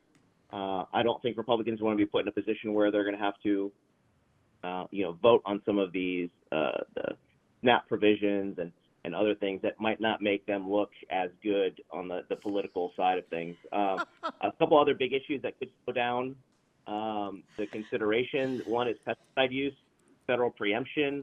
That's been a big debate. That's actually pitted some of the Republicans against each other. So that's something that will play out today. Another one is on hemp. So Congress passed a law last year banning intoxicating hemp products, and there was some concern that the language would actually make it difficult for the industry as a whole to market those non-intoxicating products. So you're going to see those debates play out. It's going to be sort of a partisan fight. I don't anticipate anything happening anytime soon. Rachel, I don't know, is there anything else in the nutrition space that we should probably flag for this conversation? Hassan, I think you covered it well. There are, a few perfunctory provisions in the House draft related to CalFresh, but nothing that would appease the concerns of Democrats who are really, really pushing back on the cuts and the loss of access that is slated to begin due to the changes under H.R. 1. The only thing I will add is that on the Senate side, we did see the chair of the Senate Agriculture Committee say today that he does have interest in bringing forth a farm bill and doing a markup on his side of the Capitol in his chamber, but that he was going to wait and see what happened in the House. Pretty vague, non-committal stuff. And certainly, in the past, we've often had a more successful farm bill when the chairs of the agriculture committees from both chambers have been working in lockstep together. So, hard to know really what they'll be able to get done. And as Hassan said, the nutrition factor is incredibly contentious and is really eroding that typical coalition that gets that measure across the finish line. Are you okay? Anything? Yes. Supervisor James is going to ask a question, or two or three, I don't care. Thank you, Chair. Can we just get an update? I don't know if I missed it, but an update on the Housing for a 21st Century bill? Yeah, thanks, Supervisor. I'm glad to be able to touch on this. So there has been kind of competing housing affordability packages, housing supply packages in both the House and the Senate that have kind of moved simultaneously. Recently, the House did approve this measure, the Housing for the 21st Century Act, that has some good provisions in there related to lifting certain regulatory burdens and incentivizing or at least streamlining the development of affordable housing. The Senate is actually slated this week to vote on a updated version of its signature housing package.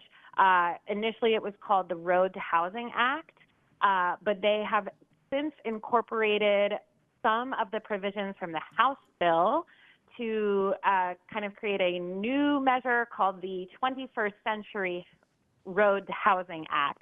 So something of a compromise measure between the two. I think for the most part, it has kept a lot of the provisions that were identical between the two bills. It's also added some of the community banking provisions that were part of the House measure. It also has a piece on allowing private equity investors to purchase single-family homes. This is something that the president identified recently as a chief concern. This provision, though, is not popular amongst all Republicans, for instance, and some see it as a barrier to the development of affordable housing. So including it now in the Senate version of the bill may cause some of the bipartisan support that it previously enjoyed to erode. Either way, though, we should know by the end of the week how this measure fares in the Senate. It is unclear to me whether the House is on board with what the Senate is doing, but the White House has put out a statement of administration policy today saying that they like the Senate measure that is getting a vote this week, and the president would sign it if it came to his desk. That's a pretty strong endorsement, and so I imagine that we will see potentially the House sort of fall in line.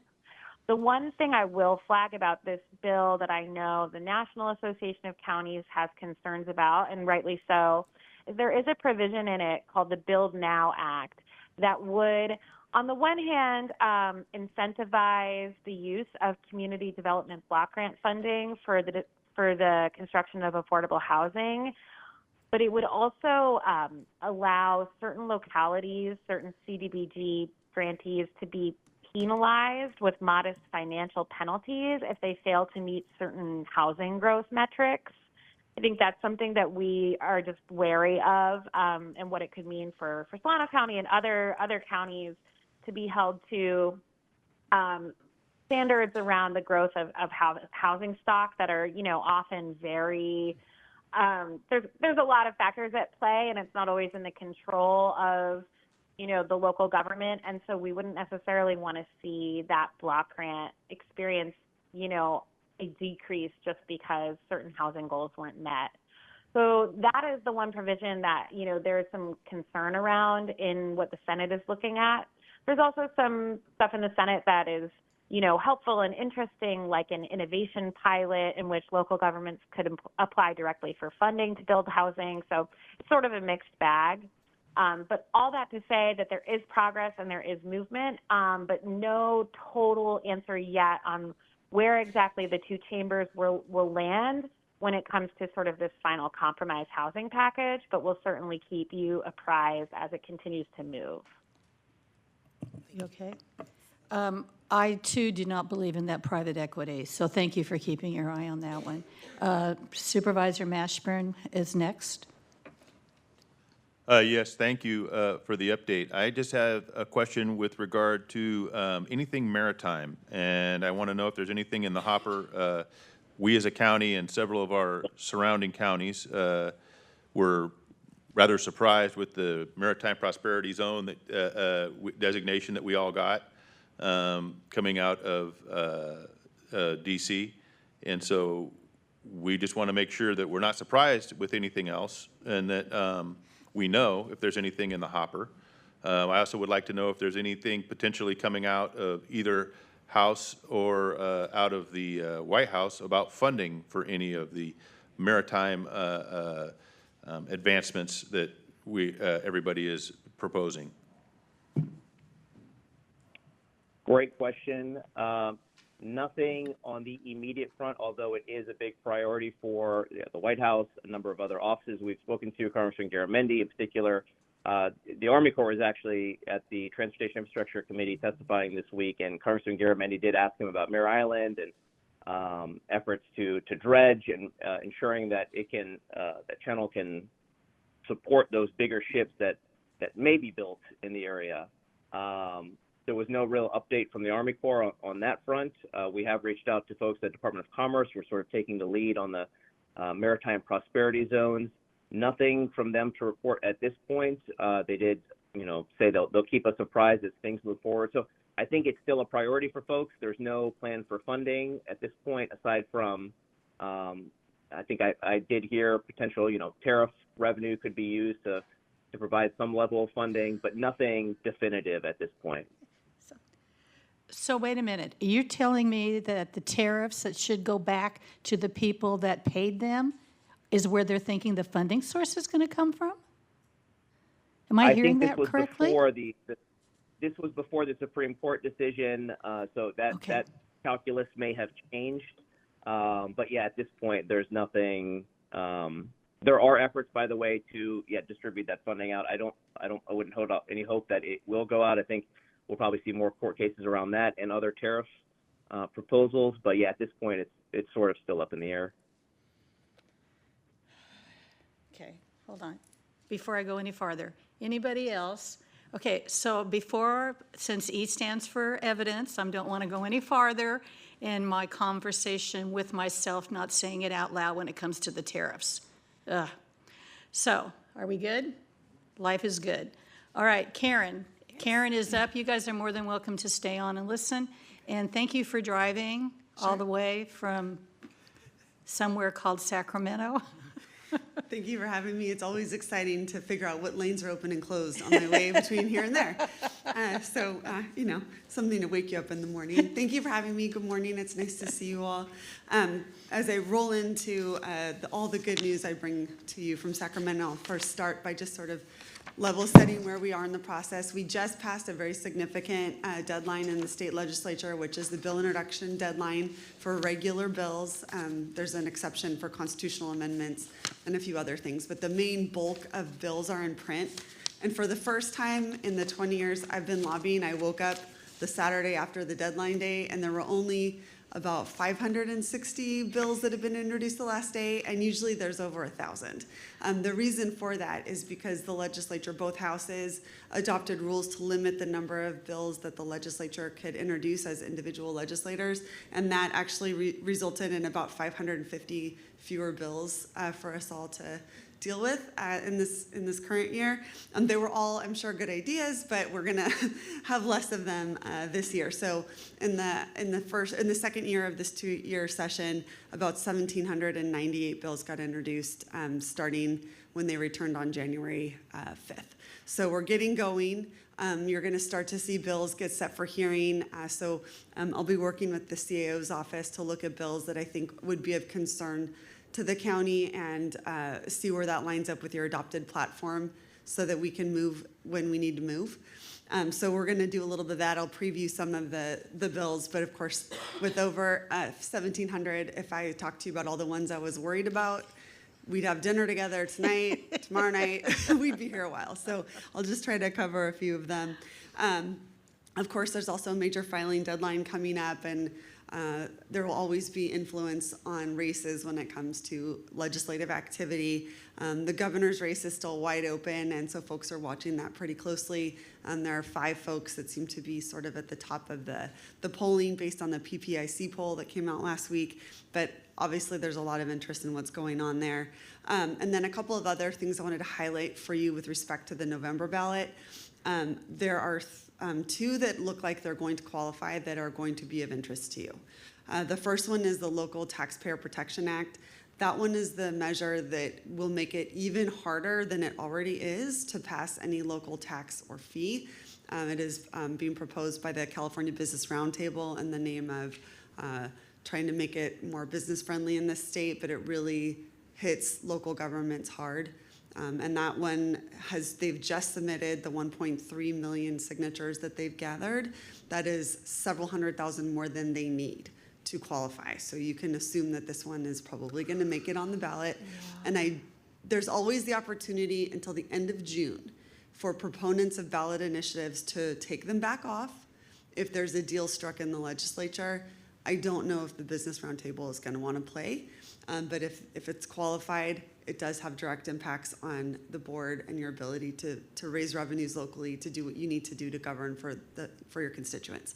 The second one has been in the news, so you probably already read about it. The proposal to require voter identification to vote. That one also appears as though it is going to qualify. That one is going to have to go through the signature verification process. They just announced that this week, so they still have to go through the process to verify signatures, and its status is not even updated to that yet on the Secretary of State's website. But I presume that one will have implications to your elections office for operationally, if nothing else, on Election Day.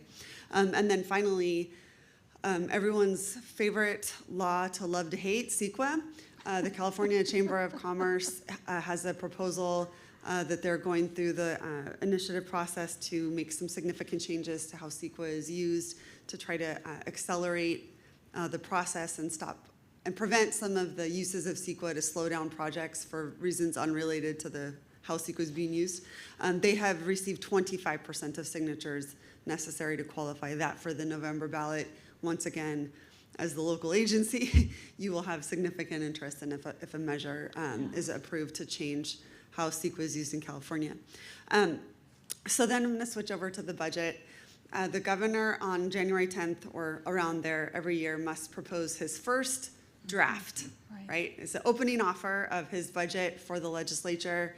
And he sort of previewed it in his State of the State, which he did the night before. And then he sent his Department of Finance Director, Joe Steffenshaw, to present the full budget to the press and the legislature the following day. You will notice that there are significant differences between what the LAO is saying about how much money we have to spend versus what the governor says. Because by law, the state budget must be balanced every year. So your revenues have to make sense enough to say we're going to get this much money so we can spend this much money. If you don't want to make a lot of cuts, you're going to hope and pray that you're going to say you have higher revenue estimates, and then you're going to plan to spend based on those higher revenues. The LAO, which is sort of the neutral third party, was very down on our state revenue picture in December and said that the state was facing a budget deficit of maybe $18 billion that the governor would need to solve for in his Jan 10 budget. The governor decided to base his budget on far more optimistic revenue projections. And so far, it seems like he was onto something. His revenues were based on the stock market continuing to perform very, very well. And I know I've reminded you guys a bunch of times, but when the stock market's doing well, we're doing well. Our budget is not really a direct reflection of the economy. Our budget is a reflection of the super wealthy people in the Silicon Valley having really good months on Wall Street.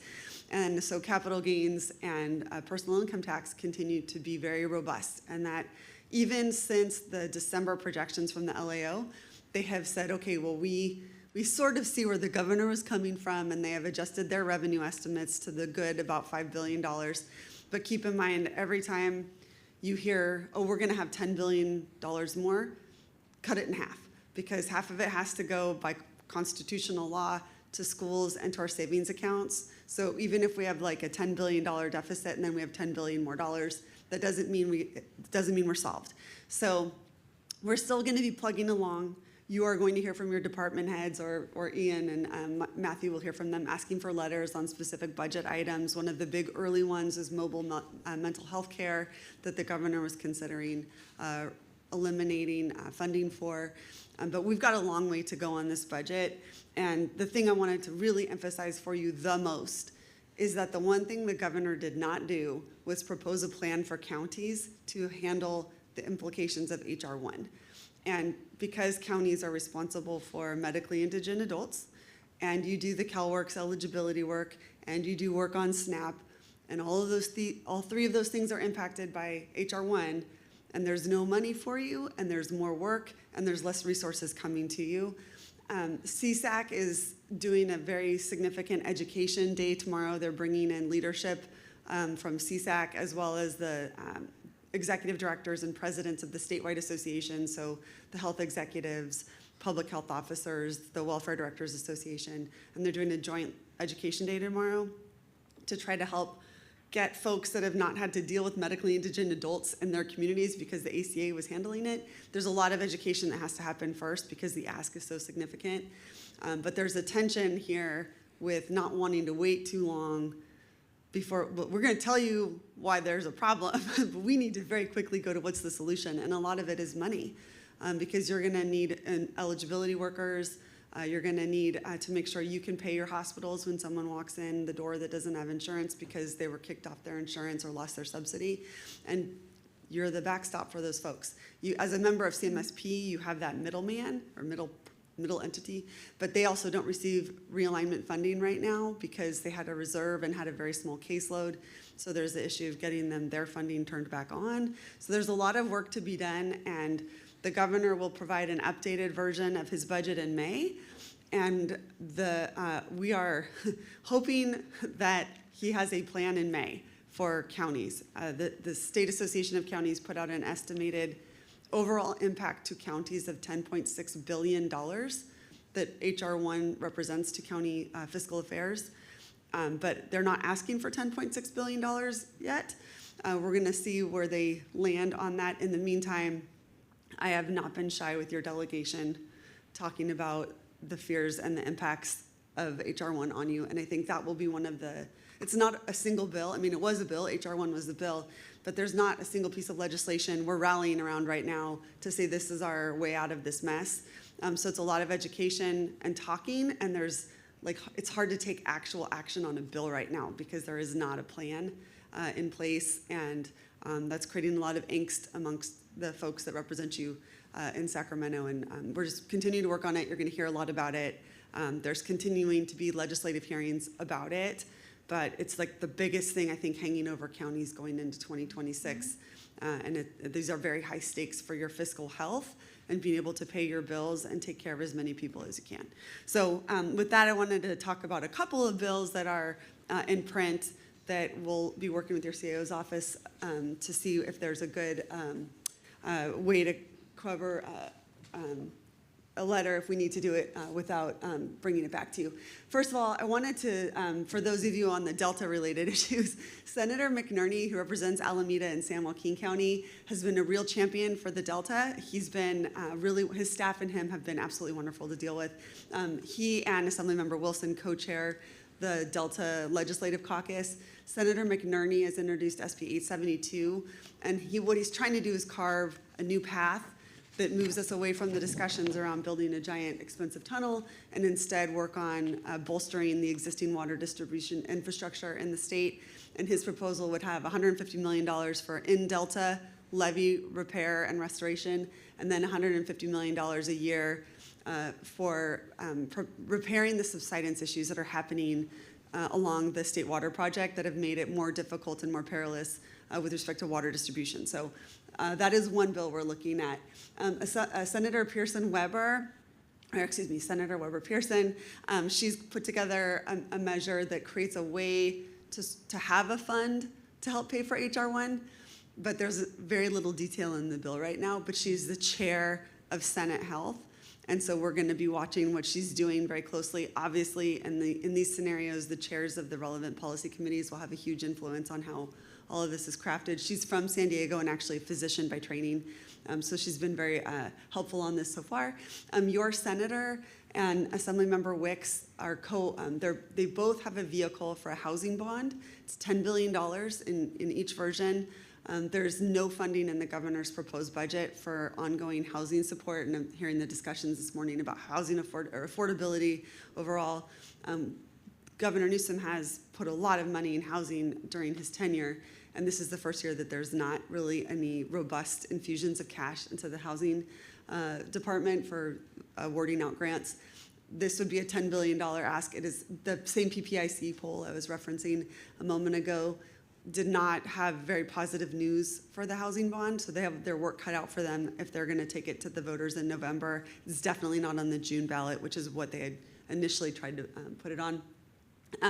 Senator Richardson, because you're no stranger to wildfire, she's got a proposal to establish a JPA that would be responsible for helping the 10 most fire-prone counties to do more prevention work. And then I wanted to pause for a minute on Assemblymember Wilson's 1421.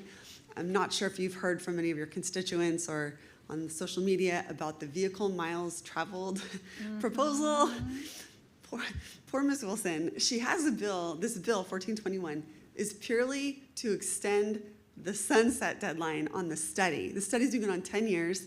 I think the fact that it's been going on so long is an indication of how challenging it is to come to a conclusion about this idea, because it's, if you're paying per mile as opposed to at the gas pump, do people have to drive farther for work? They're going to potentially be punished for not being able to afford to live closer to where they work. And there was a sort of an errant representation of what that bill did, and it set off quite a firestorm around the state. It is purely to extend the sunset on when the study needs to be turned in. There is no tax on the horizon related to how many miles you drive or anything like that. It's been quite confusing for a lot of folks, so I just want to take a minute really dig into that one. And it's just to the Senate. It's not even passed yet, and to the governor, it's just over to the second house. Assemblymember Ward on AB 2180 is trying to make it a little bit cleaner to deal with Prop 218 elections. Certainly, you're no stranger to those. I'm not sure exactly how his measure would interact with the Taxpayer Protection Act. I doubt it would be very cohesive. But we'll be watching that one since we know, local governments do have to go through 218 elections every now and again. And we are waiting to see what it's going to look like with respect to the second allocation of HAP, the $500 million that the governor said he would intend to award, but has not, and there's not a mechanism for money to get out the door related to HAP. This is the funding you get for housing and homelessness in your county. There's a lot of frustration around not getting reliable ongoing funding for that population. But he wants to create some additional accountability tools, so we'll see how that shakes out. That's probably gonna be more of a budget thing, but we're working on that. And then we will continue to flag other bills. There are dozens on fire insurance and affordability. There are probably more than a dozen on electric rates, and hearing folks during public comment talk about what their PG&E bills look like. Legislators are hearing the message. They're struggling with how to reduce rates without taking away funding sources that are basically collected on our bills, but are funding programs that are intended to create energy efficiencies and reduce costs. So it's really a struggle, but it's not lost on the legislature that people are hurting. And with everything that's going on right now, gas prices obviously are going to be a biggie. That probably will stay high for a little while. And you're right next door to a place that's losing a refinery. And that is also not lost on the legislature. Senator Grayson, who used to have a piece of your county, will be on a panel next week on affordability. And he's going to be talking about the loss of the refinery in his district. And he will be joined by Supervisor Don Ortiz-Legg from San Luis Obispo County, who represents Diablo Canyon. And that actually is one of the largest sources of baseline power that we have in the state. And there's an ongoing tension about keeping it open because there was an agreement to close it. It was extended for a couple of years. It's cheap, technically clean power, and there's a lot there. So stand by for more on that one, but they were just awarded the ability to continue operating by the Coastal Commission, which is a big hurdle to pass if you've ever had to deal with them. So with that, I'm happy to answer any questions. I know I don't bring a ton of great news with me from Sacramento, but I'm happy to try to at least give you a good laugh while I'm here. So just real fast on our nuclear plant there, that has not been kept up to date. Yeah. The infrastructure that it would cost to do that, it would be, okay, so you know that. Mm-hmm. The question that I have on Assemblywoman Lori Wilson's bill is, what is this study supposed to do? It's supposed to figure out, essentially with more and more electrified vehicles right. on the road, they're not paying for their road use maintenance, at the right. pump. Yep. And so how do we reconcile moving away from a gas sales tax on gas source of revenue to fund road maintenance that doesn't punish people who have to drive more?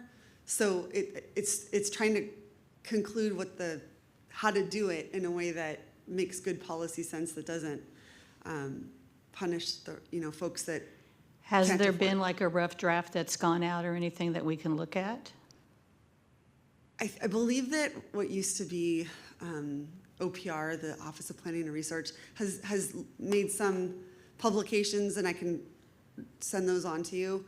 But there's nothing definitive that I could give you that would be like, this is probably where we're headed. It's literally, I mean, just the idea that a study got that twisted up in the press, you could imagine, it's like politically challenging policy. Oh, no, I printed it off of the LA Times. It was very interesting to read that. Yeah. Supervisor Mashburn, I think, yes, wanted to speak. I did. I had a question. I understand that there's a bill that's sponsored by Assemblywoman Weiner, and it is relating to the ability of municipalities to annex, or not to annex, but to through eminent domain, take infrastructure from PG&E and form their own utility. Yes. And so I want to learn more about that. Sure. Specifically around the Dixon substation. Okay. If our county owned the Dixon substation and had the ability to make that hub a transit point for electricity that PG&E had to pay us to use, and that BESS plants were not allowed to access, we might be able to address some of the issues we have in our county. So Senator Wiener introduced SB 875. There are two entities in the state of California that have been trying for quite a while to municipalize, and there's a process for it in statute and in the CPUC regulatory process, but PG&E is very adept at twisting that around every axle you can find. And so the San Francisco Public Utilities Commission has tried to move forward by municipalizing in San Francisco, and they are having trouble. And there is a special district in South San Joaquin, so South San Joaquin Irrigation District, that filed almost 20 years ago, and they got sucked into legislation that passed like 10 years after they filed to do this, and PG&E found a way for them to be subject to some new review, and it got them stuck at the PUC for another year and a half, and then finally the PUC said, no, go to court and do your eminent domain valuation and then come back again and we'll have another crack at you. So the senator's plan is to find a way to do this much more quickly to help local agencies that want to move away from PG&E. I don't know how easily that bill will move through the legislature, even in the context of the affordability issues you're hearing. But we're going to see.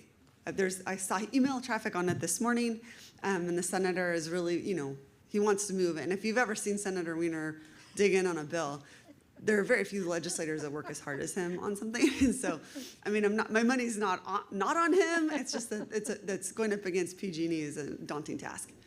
It is. I just asked because there are examples in the state where that has occurred. There are cities and there are counties where that has happened. Yeah. SMUD itself is a perfect example of that. Mm-hmm. And just for the record, to point out to everybody, so they know, some people know, but not a lot know, that Suisun Irrigation District is a power company as well, because they have the turbines up at the dam that provide electricity. And so they already have a municipal designation as a power company. We already have one. So we've already got the camel's nose in the tent here in our county, as it were. I'm sure the senator would welcome your enthusiastic support, and I will add it to your bill list. Thank you. You got it. Anybody else on the dais? Okay, so I have one. Yes, ma'am. So my son, bless him, said, Mom, they're trying to do this thing with the computers. It's called AB 1043. And what it is that if you have a computer, you have to now let the government, which he was not happy about, let them know, and you have to like give your birthday and name and all of that so that they can monitor you to make sure that you are not doing bad things or receiving bad things on your computer. So I said, well, I have a meeting today. Aren't you lucky? And so it doesn't have to be today, Karen. We can talk about it. He just told to me about it last night. But he was not happy, nor the other gremlins that he emails around the world was happy with having to give up their. He goes, Mom, that means the government is intruding into what we want to do. And he said, this sounds really bad, but you can tell he's my child. He goes, parents just need to monitor their kids. Come and look at what they're doing on the computer. I should not have to tell everybody, how old I am, da-da-da. And you and I both know that there are gremlins in computers that like to extract that kind of information and then pull out a credit card or something along those lines. So to me, I don't know. So anyway, so we'll touch base, but I just wanted to let him know that his mom listened to him last night, and I'm bringing that forward. Then the other is that I got this email yesterday, and I shared it with the folks on my committee dealing with Care Court. So I was reading something. So Care Court and state funding, there was not enough of the state funding. So why are we looking at being punished that we are not doing what we're trying to do to take care, because we've set up a care court. Sure. We try to do what we can, but I don't have enough beds for everybody. I do not understand with the governor with Prop 1, who should have just given us all that money. I'm sorry. Why do I have to file an RFP to make that happen? And then, of course, we're competing with everybody else. So I am not happy with Gavin in so many things, but this is one of them. And so for that, he's threatened to pull funding from counties that I haven't done enough. Well, it's kind of like, okay, so you haven't given me enough funding to deal with, but now you're going to threaten that you're going to pull whatever funding you gave me because I don't have enough money to take care of the need, and you heard a little bit about that today. Yeah.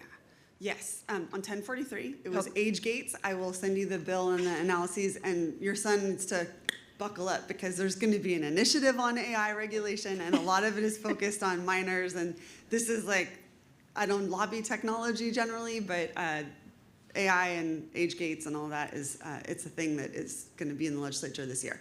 Yeah.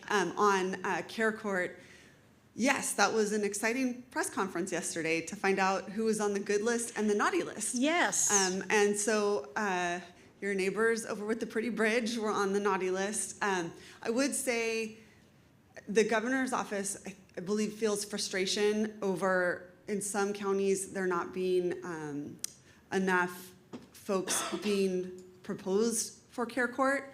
However, and I will probably bungle this, and hopefully Emery will not come gag me while I'm talking, but there's a frustration amongst some counties, not all of them, but in order to qualify for Care Court, you have to have had specific diagnoses. Right. And for judges that know that, and the people trying to apply to get folks in that don't have medical documentation to that diagnoses, they're not put into Care Court because they don't qualify. And so I'm not sure what's happening in the good counties. Maybe judges are being a little bit less strict. I don't know. Yeah. But I know that the San Francisco situation that was referenced in, I think, the Yahoo Business Journal or whatever one it was yesterday, and it's just terrifying. It was just a terrible story. But the diagnosis that was required they didn't have it. And so the judge said no. And so that's the other piece of this is you as counties and private citizens can try to get folks into Care Court, but the judges have the discretion, and you can't hire or fire or tell a judge what to do. So that's another piece of it, but I don't know if that's just, they're not talking about that out loud. I don't know. But the judge was the one that made the decision in the San Francisco case. So he's threatening to take money because more folks aren't getting put into it. And did anybody try to explain to him? I mean, because we have a pretty good setup here, but we've worked with our particular judge, and she's been very receptive to understanding and is working with us. And so for me, getting that information through email, it was like, what the H are you talking about? Because I know what we're doing here. Yeah. And then to pull funding, sometimes I wonder, I mean, this is his proposal. This was his proposal. Mm-hmm. We had to go through and figure out what it is that you were talking about, Gavin. We came up with this plan. It seems to be working, but you can't get what you don't want if you don't make the change in your legislation. I don't know. I'm just, okay, I'm sorry. He just. Funding is always a challenge. Yeah, I know, but it's just, if I guess we were kind of like Goldilocks, we came just right. Yeah. Yes. Yes. It's always a relief that you're not on the list. Yeah. But go ahead. I'm sorry, You'll Karen. see legislation. Senator Umberg is on his last year, and that's one of his, he's run a lot of the bills around Care Court. He may try to do some more, but I do think that you will see a tension because there's not enough beds, there's not enough money, and if you're going to expand the universe of folks that are eligible without accompanying those things, and even if you give counties money, that doesn't magically make beds appear. Exactly. You're going to see that tension unfold all year long because there is a chorus of people that want to see more people encouraged into Care Court, but also, as a reminder for the public, it is not a compulsory thing. you have to, eventually the person has to be willing to go along with showing up in the courtroom and taking the meds and having, like, you can have a person that gets paid to help them meet all the requirements of the court plan, but they still have to be willing to cooperate. And you don't have any tools on the compulsory side in care court. Yeah. That is more on the conservatorship side, which is its own third rail. Yes, yeah, we won't go there. I just wanted to bring it forward because, excuse me, all of a sudden it popped up yesterday, and then I didn't even know that we were being, graded until I saw what Emery said to us. Oh my gosh. I mean, it's one thing to have this happen, it's another to do it in the dark. So, so that's why I love you, Karen. You're really good at understanding where I'm coming from and stuff like that. But it just, and then the other thing too, and I get everything to make sure our kids are safe on the computer. But sometimes I think we go overboard, especially when you're an adult. So, anyway, or we could just give everybody A1 steak sauce if you saw that on our Jimmy Kimmel. I'll have to go watch it. I'll have to look for it. You need to do Jimmy Kimmel A1. You'll see. Okay. Okay. Anyway, yes. Oh, I apologize. I'm sorry. I had looked before and you weren't there. I apologize. Thank you. No, thank you. Yes. Just a couple of questions in regards to the housing bond act. Is there, what is the anticipated county level share under the bond framework?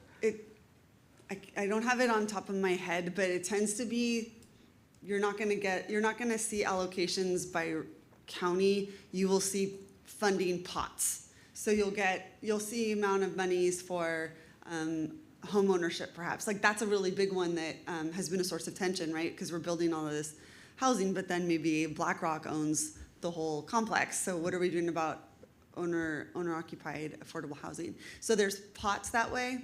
I'll see if there's, I can't recall if there's regional sub-allocations, but it tends to be, they'll fund certain types of pots that exist at HCD, and they put the money into those so they don't have to go stand up new programs, and then it's just notice the funding available, and whoever can get those applications in and with the highest scoring. But I'll send a full breakdown of both versions through Matthew so you can see where it's supposed to go now. No, thank you. And because of that, like you have mid-sized counties that can't compete with larger counties such as LA or San Francisco, or even Alameda County, where they are like fast tracking with building some of their affordable housing.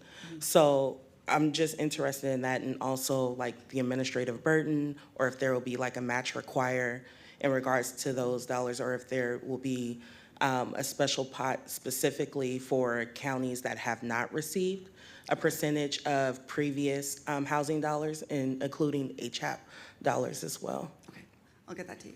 And then I do have one more question about McNerney. Is that right? Senator McNerney, yeah.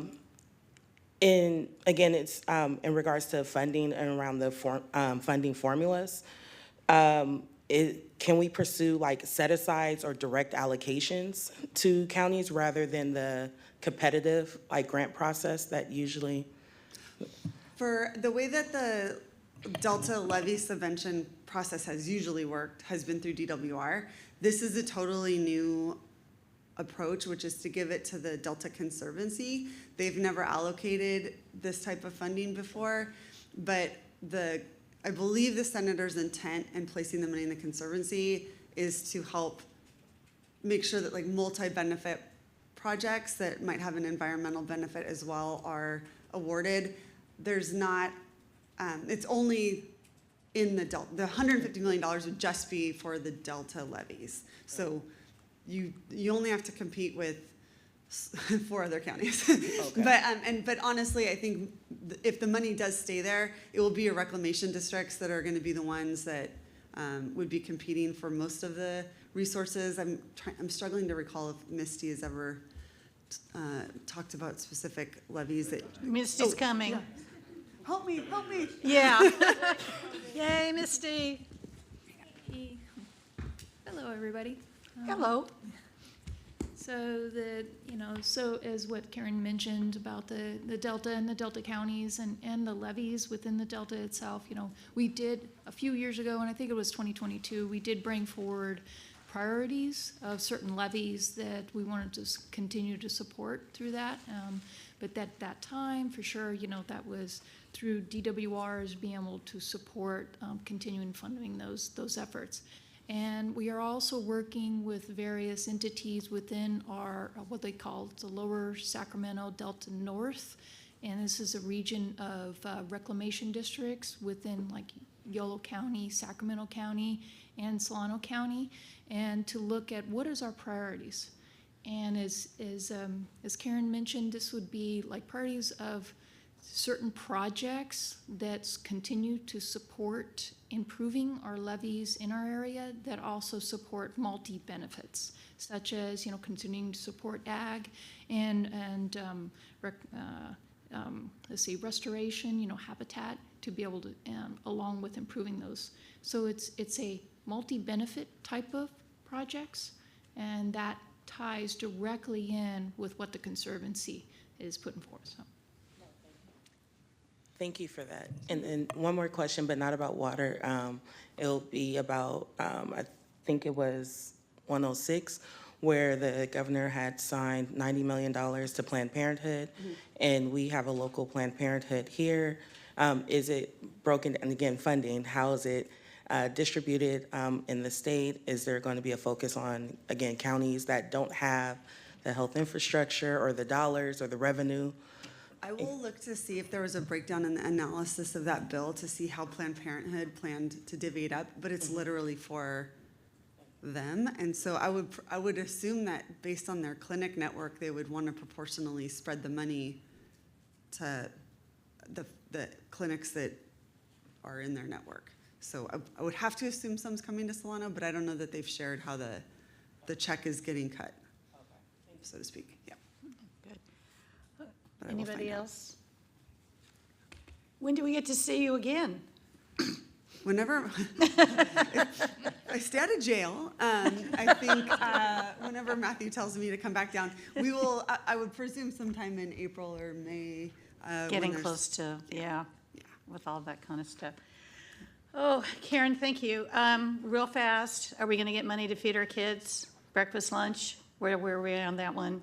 I didn't see any proposed changes Okay, good. to that. I think that's kind of like a really hard one to cut. So I would hope that stays, but I watch it. I haven't seen any significant changes to it. Yeah, That's- okay. I think that the SNAP exercise we all went through in October opened a lot of eyes around the state about how much folks have food insecurity in the state. So I would presume that would feed into any discussion around Good. childhood nutrition. Okay, that sounds good. All right, anybody else with anything? Thank you for coming. I truly appreciate it every time. Misty, thank you for just dropping in and let us know everything that's in your head. I love it. Matthew, thank you for the PowerPoint and putting it all together and all of that kind of stuff. So we will then move to wearing glasses. Here we go. So, Madam Clerk, could you read the agenda item number 19, please? I think that's where we are. We are on agenda item 20. Adopt a Oh. resolution accepting the tentative agreement with Oh, the yeah, there Solano County Deputy Sheriff's Association regarding Unit 3 law enforcement employees for a successor memorandum of understanding for the term March 3rd, 2026 through October 28th, 2028.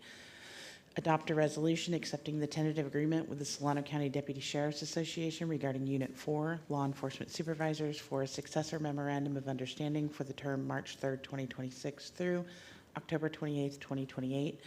Approve side letter agreements to the memorandums of understanding to be entered into with the Solano County Deputy Sheriff's Association regarding Units 3 and 4 concerning base wage increase reopener. Approve side letter agreements to the memorandums of understanding to be entered into with Solano County Deputy Sheriff's Association regarding Units 3 and 4 concerning pay parity.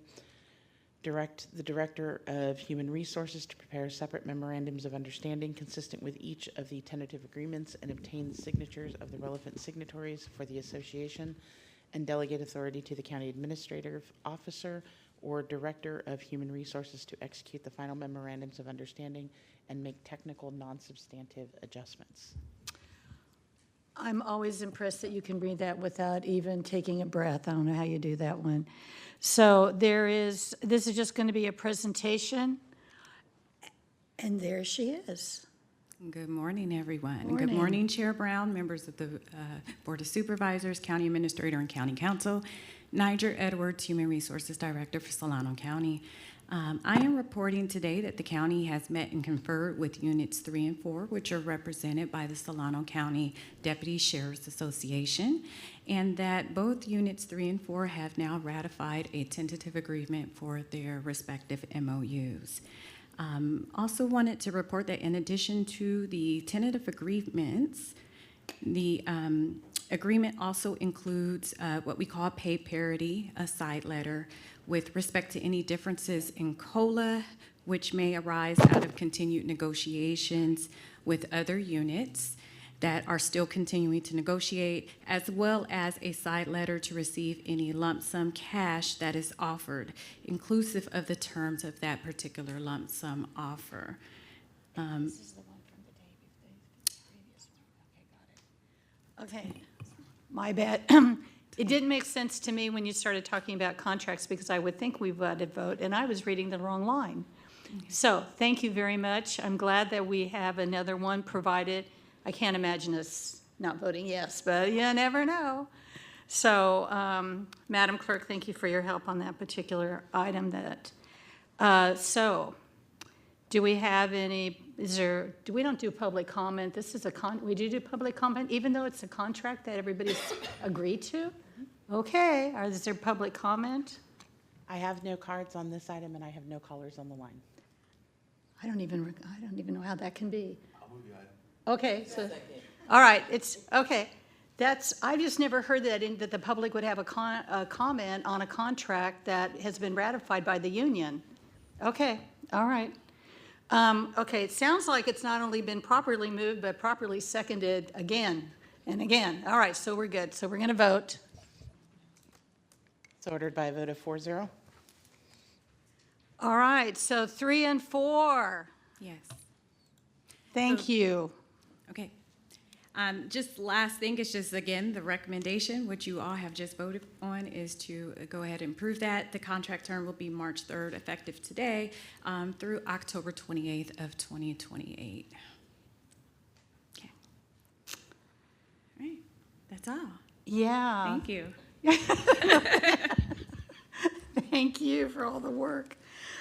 Excuse me, sorry. Okay, so now we go to land transportation, Prop 218. Oh, hold on. There we go. Conduct a public hearing, tabulate protests, and if no majority protest exists, adopt a resolution approving a 3% inflationary rate adjustment for solid waste, organics, and recyclables services provided in the unincorporated Solano County, effective March 3rd, 2026. All right, staff's going to make the presentation. Before I open the public hearing, are there any questions from the members of the board for the staff that we see in front of us? We're good? Yes. Okay, good. All right, so I have been told not to be so judicious and just nicely do the gavel. Okay, so I'm opening the public hearing. This is an opportunity for the members of the public to comment on the proposed garbage rates. Speakers will have up to 3 minutes each. Please state your name for the record. Do we have any speakers? Chair, if I may, staff will Please. go ahead and present the item first, and then we'll take any. You know what, that would be really nice. It didn't sound right in my head, but since I've already read all this, my brain thought I had already done it. We'll save it for later. Okay, thank you. Here we go. Sorry, staff. My bad. Quite all right. Okay. Good morning, everyone. Narcissa Untal, Principal Planner with the Department of Resource Management. So as we begin, we will be, I will give you an overview of the Proposition 218 process as it relates to a proposed 3% inflationary rate adjustment for solid waste, organics, and recyclable services in the unincorporated area.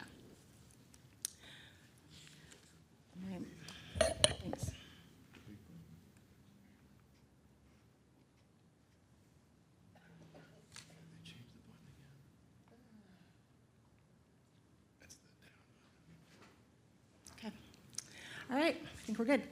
So to begin, in 2003, the Board of Supervisors established garbage service boundaries and designated 4 haulers as the service providers. Mount Diablo Resource Recovery, also known as Rio Vista Sanitation Service, services the unincorporated areas outside the city of Rio Vista.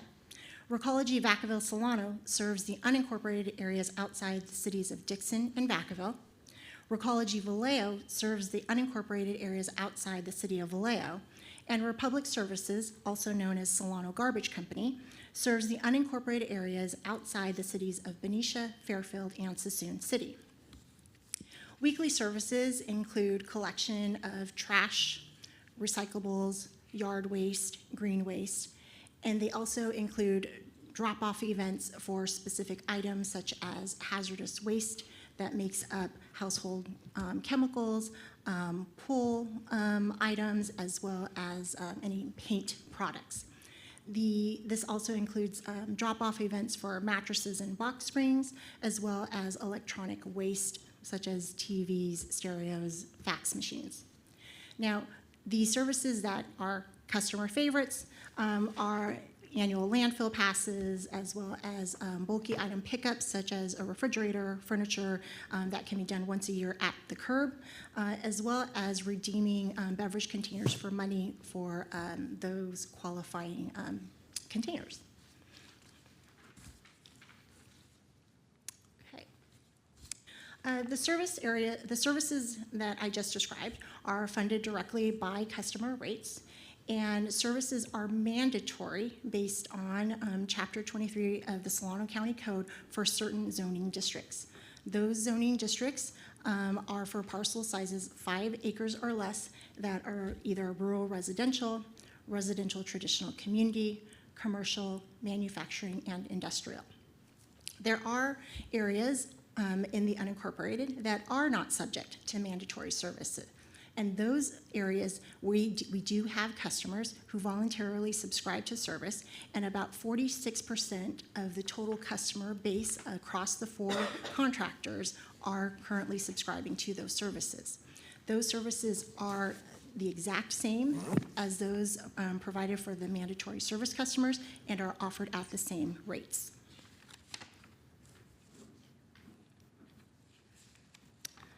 All right. So the prior service agreement running from 2014 to 2024 included a fixed 3% annual inflationary adjustment. Currently, we are in a short-term, we entered into a 1-year extension following the end of that 10-year contract in order to negotiate a longer-term agreement. That included a 0% inflationary adjustment for that 1-year time period. Here we are today, continuing negotiations are ongoing. As a result, the contractors have requested a 3% inflationary adjustment, which would be consistent with the historical rate structure of the previous 10-year agreement. This is a table that shows you a inflationary rate adjustment across the cities within our county, and as you'll see, they vary, but the 3% that we are proposing does fall within the range across the cities. The reason for the variation of those rates is simply due to the fact that each city uses a different inflationary index and also uses a different 12-month period to calculate those changes in consumer prices. So customer rates are paid directly to the contractors. And with this proposed 3% increase, we are looking at a residential increase that ranges between 82 cents to $1.19 per month. Now that is going to be wholly dependent on the cart size for garbage that the customer elects to have. As for commercial rates, again, these rates are going to vary with a proposed 3% increase, they would experience either somewhere between a $2.05 increase to a $5.19 per month increase, again, depending on whether or not the business is using carts and or a debris box service, but more importantly, it is the frequency of the pickup for those carts or debris box. So for Proposition 218, we followed, to be in compliance, we followed the process which required us to mail a written notice along with the proposed rates 45 days in advance of today's hearing. That effort was completed between January 1st through January 16th to all account holders as well as parcel owners. We have, during that time frame, after the notices were sent, the department received less than 10 inquiries that came via email, in person at our counter, as well as by telephone. The majority of those inquiries were really based on service-related questions, clarifications on whether or not there was a senior, or low-income rate available, as well as, if there were some of the additional services that I mentioned earlier, if they were eligible for those. We also received, I think, one comment just regarding the inflationary rate specifically. And so, again, we explained to the customer that it was following the historic rate structure we had in the previous contract. So with the process for 218, we have it outlined here to, one, open the public hearing, public comment, and accept the written protest, close the public hearing, and tabulate those protests. So, again, in working with our GIS, we were able to calculate that the total affected parcels is 5,818. The majority protest threshold is 50% plus one parcel, which would equal 2,910. If the majority protest exists, the rate adjustment cannot be adopted. If no majority protest exists, the board may adopt the resolution approving the 3% inflationary rate adjustment. That concludes the presentation, and our recommended action is to conduct the public hearing consistent with Proposition 218, tabulate the written protests, and if no majority protest exists, to adopt the resolution approving the 3% inflationary adjustment effective today. Thank you. Very succinct and to the point. So this is an opportunity for the members of the public to comment on the proposed garbage rates. Speakers will have 3 minutes each. Do we have anybody here? I have no callers on the line, and I have no cards submitted for this item. To the board, are there any questions from you guys at all? I do once you close the public hearing. Okay. And that's my next line, because I'll be very careful. I was promised I would not hit Mitch. So I'm going to close the public hearing. Are we good on everything? Have I messed up on something that we need to let everybody know? I do not want it to come back. Okay. All right. I'm now going to close the public hearing. Before we proceed, I will ask the clerk to report the total number of written protests received prior to the closing of the public hearing. The total number of affected parcels is 5,818. A majority protest would require at least 2,910 valid written protests. The clerk's office received a total of 20 written protests prior to the close of the public hearing. All right, Mitch, you had a question. I do. A question, actually got a couple of questions. My first is, so it has taken more than a year, apparently more than almost 2 years now, for us to go through negotiations with these various groups to renew contracts for garbage service? So prior to, I think May of 2025, the garbage service contracts were administered by the Department of General Services. In May, the county administrator changed the administration of those contracts over to resource management. And in this time, we have been doing a very detailed review of the services and programs that have been taking place over the last 10 years. There's been a number of legislative actions taken, and there's a number of legislative actions to come that we are trying to prepare for and make sure that we can get included in a new long-term agreement. Okay. So what you're saying is there's a lot of work in it right now? There is a lot of work, and there are 4 different contracts with 4 different programs and rates and services included. Is there a methodology by which we can consolidate those contracts into one so that we have one provider that's providing for the entire county rather than have to divide that up 4 ways and try and manage 4 different contracts with 4 different providers? That is something we can consider. I don't know why it's traditionally separate, but we can take a look at that. Okay, because sometimes with volume you get savings, right? And then my question when we're going to the financial piece is, I'd like to see, you don't need to share it with me today, but I would like to see anything that we have that relates to the franchise fees paid by those specific organizations to the county. And what was negotiated in the past and what's proposed now. I can tell you that the franchise fee currently is 5% on gross receipts from each of the contracted haulers. Okay. And it has been at 5% since 2003.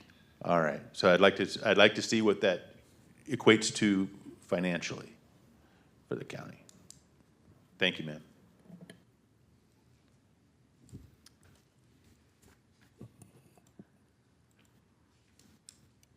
Would never even have occurred to me to try to consolidate. I'm just used to having all the different trucks look different. So anyway, because the number of protests received is insufficient to constitute a majority protest, staff does not need to examine individual protests for validity. All written protests received are deemed valid for purposes of this determination. Accordingly, no majority protests exist. The board may now consider the proposed resolution approving the garbage rates, which means I need a motion. Oh, okay. Supervisor Williams, I just now saw that your hand. Oh, I was saying, I was just letting you know I was moving them. Oh, okay, got it. So it's been properly moved and seconded?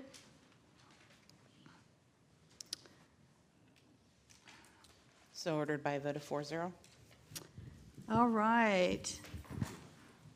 Good job again, guys. It was nice to see you moving down closer. Oh, my gosh. Yeah. I should have known we would see you because there's the word traffic in the next thing we're looking at.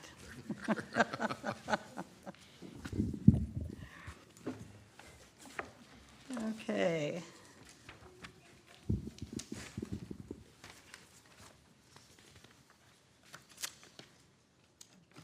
So, item number 22. Receive a presentation on existing and future traffic conditions identified within the Sassoon Valley Traffic Capacity Analysis Study. And the staff's going to make a presentation. Whoa. Still morning, good morning. Hey, I'm doing okay. You're We're doing moving great. through. James Wiesek, Director of Resource Management. With me is Matt Tuggle, the Assistant Director. We have an interesting presentation today, discuss some interesting studies that were done out in the Valley, some good information to bring forward. And with that, I'll turn it over to Matt to do the presentation. Good morning. Matt Tuggle, Assistant Director. We're bringing back an item that kind of kept generating some comments through the years, and hopefully this will bring a little clarity to it regarding Sassoon Valley and all the traffic out there.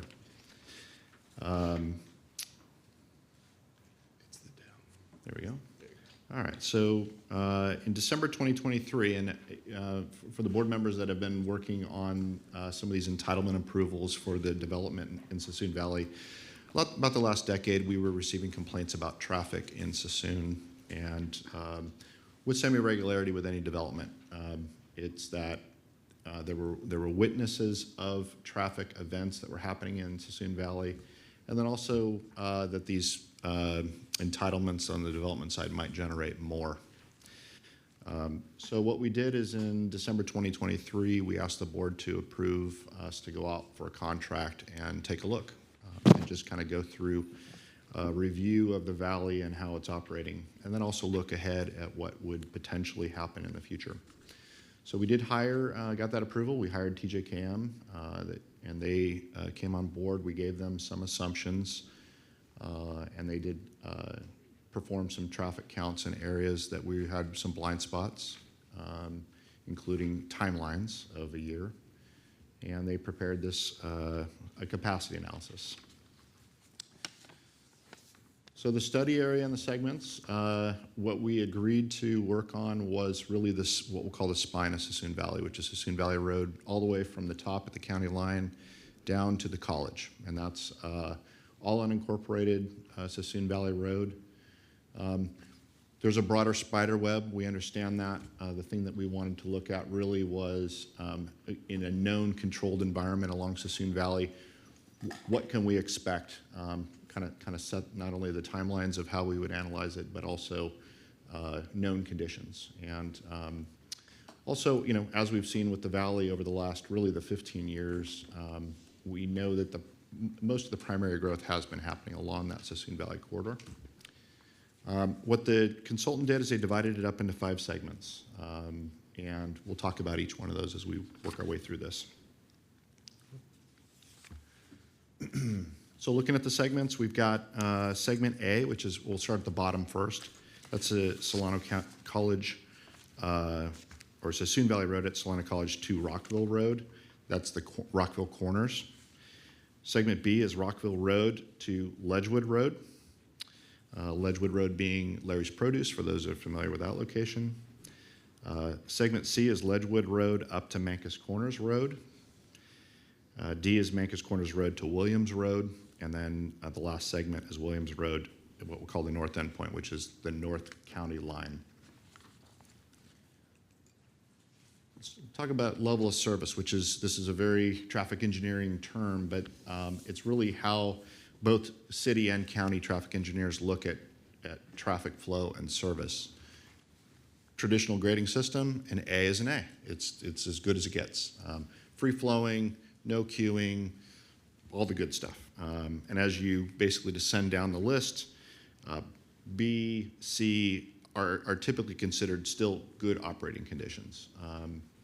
Once you hit D, you're going to notice that as we all experience those, you start to back up, what we call an unstable flow, lower speed, can't always make your left or rights, might have to wait a little bit. Once you hit E, now you're hitting significant backups in any normal intersection or corridor. And F, we experience, you know, let's just say I-80 on a Friday afternoon or Thursday, Friday afternoon. You know what an F is. It's just, you're waiting. Okay, so existing conditions. And this is something that, you know, the Valley has changed over the last decade. It's gone through some cycles. And I think the thing that popped from looking at the study is the existing conditions generally are operating well. And when I say that, as traffic engineers, we typically look at the work week because most of us experience the typical peak hour in the morning being a backup time, or the peak hour in the afternoon, that 4:30 to 6 o'clock, you're stuck in traffic. What we also looked at and what we had to get some data on was the harvest season to see what that means, because most of our agricultural routes are relatively empty from a harvest or from a truck standpoint in agriculture, versus you hit harvest season like on East Dixon where all the tomato haulers or that kind of stuff's going on. It's pretty busy out there. So we had them look at that, and they also attributed a certain amount of traffic hauling related to agriculture and harvest. What we do see, and for those of us who spend time out in the Valley, you still see occasional delays. They're mostly intermittent. When I say intermittent, let's say 80 has an accident. And if you're aware of how Sassoon Valley operates, it is a back route from Napa. So suddenly you can get a 1-mile queue going through Mancus Corners or on the north end of the Valley, and it gets long and slow. And that really is intermittent. Interestingly, in the last year, we think that traffic has slightly also improved in the Valley, because once the the congestion management lane opened up, and you got more free flow on 80, a little easier for that traffic to flow through there. The navigators won't push as much traffic through the north end of Sassoon Valley as the back route across. Because it is a back route if it gets horrible in the I-80, 680, 12. So traffic volumes and safety, segment A does carry the highest volumes. Again, that's that bottom segment at the College to the Corners. It is influenced by commute traffic and delivery traffic. It's also closest to I-80, so it's probably going to get a little bit more, and that's where we did see flows coming up from 80. Safety analysis just shows that the Sassoon Valley corridor generally has 69 collisions in a 5-year period. That sounds unexciting. Most of them were what we call property damage only. Though Sassoon Valley did have a number of fatals that we saw, 2022 in particular was a big year. That's in the good news also dying off. And then overall the corridor does operate well within capacity. And we say that during normal and harvest conditions. So 7 days a week, pretty good out there. Mostly A, maybe the occasional B's and C's, and then in rare occasions you'll get that D, E, or F because something else is going on. Future impacts. So one of the things we looked at is what if the valley builds out and aggressively in the 10-year cycle? And then what would traffic look like? So, we looked at what are some of the existing projects that are proposed in the area and what's also their long-term development build out for those that are already approved. We asked the consultant to go ahead and try to assign them a typical style of traffic related to a mix of wineries, tasting rooms, hotels. The hotels are not large, as we know. There's been some proposals for like boutique hotels, this small stuff. And then just some general agricultural uses like fruit stands. And expected to see an increase in traffic volumes during the harvest season. So what we did see when we look at really what we'll call the critical impacted areas, segment A, again, that's Solano College to Rockville Road, congestions and delays. Now this is, the unfortunate statistic is Saturdays of the future are probably going to be loaded through there. I don't think that it will be enough, and I'll get to one of the reasons why. We do have some projects related to fixing some of that. But right now, if we do nothing and we let everything develop, it aggressively develops in 10 years, that lower segment on Saturdays will have problems. The good news is most of the time it will be fine. Segment B, north of there, you're going to see basically also a backup as you come into the Rockville intersection just north of there. So we were looking at a level of service D to E. Again, we get right back to that Saturday during harvest season. That's the worst time. Segment C, D, and E, the northern end, continues to operate in what we'll call a stable condition, A through C.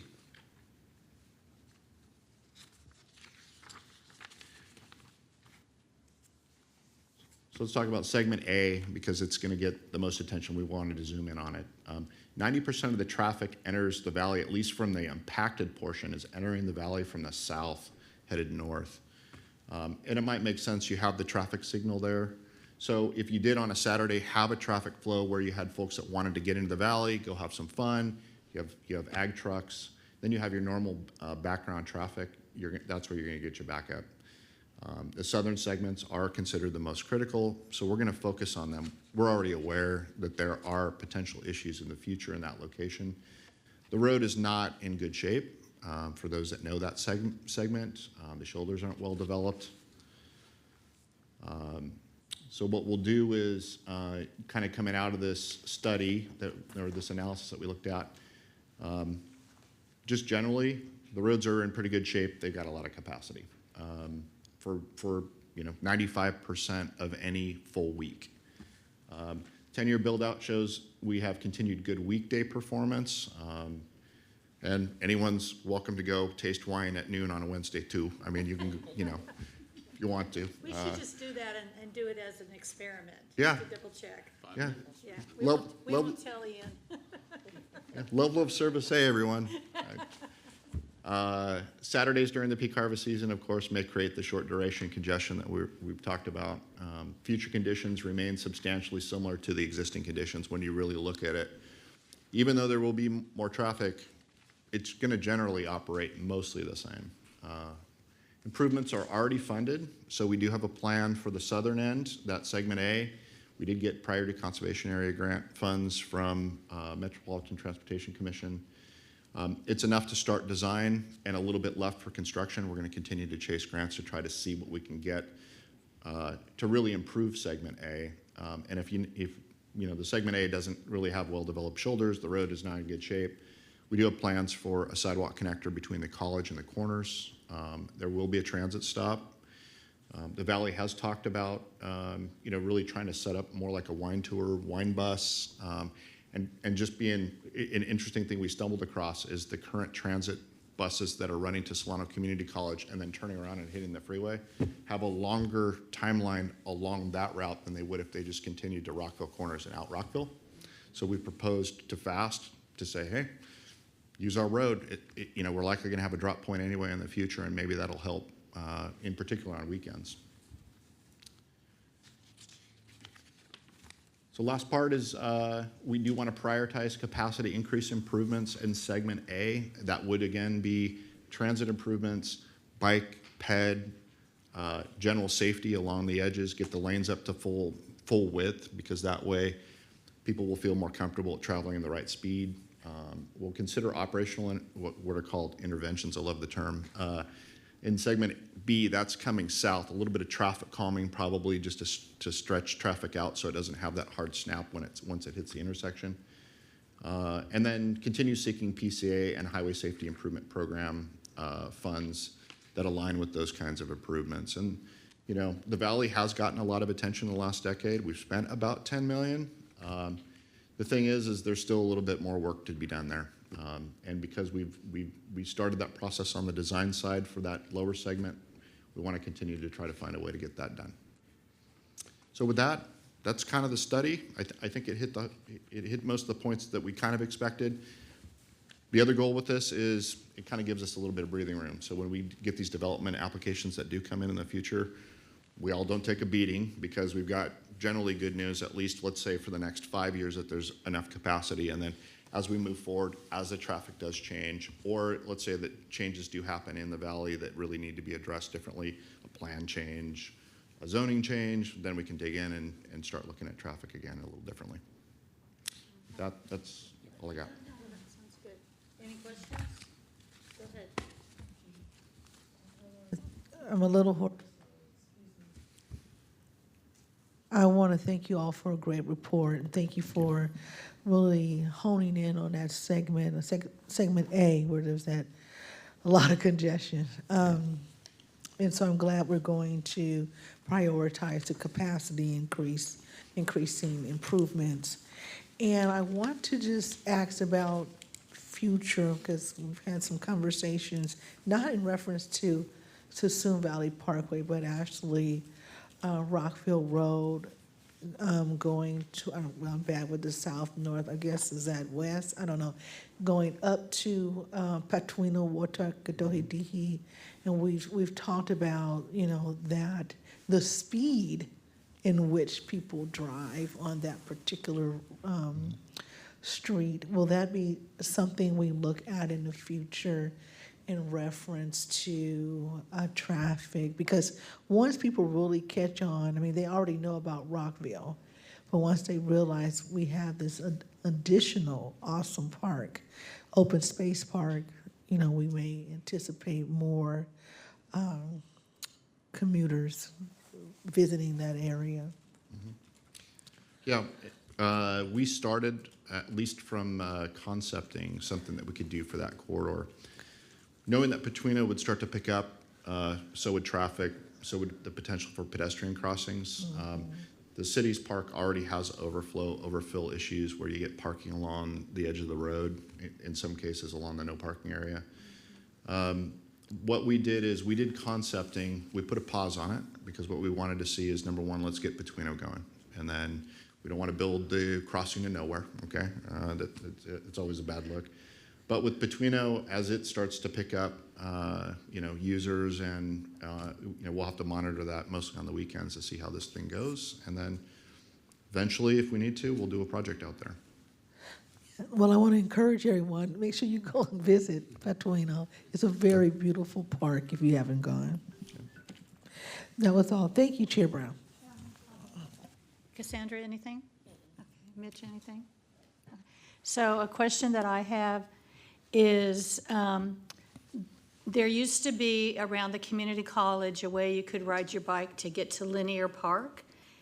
I have not, because of the construction going on, everything got kind of torn down and stuff like that. Is there a thought to bring back? Because a lot of students that go, they're over in that part with Linear Park, and they would ride their bike over to go to the college. Mhm. Is there any thought of putting in more bike lanes where they feel safe?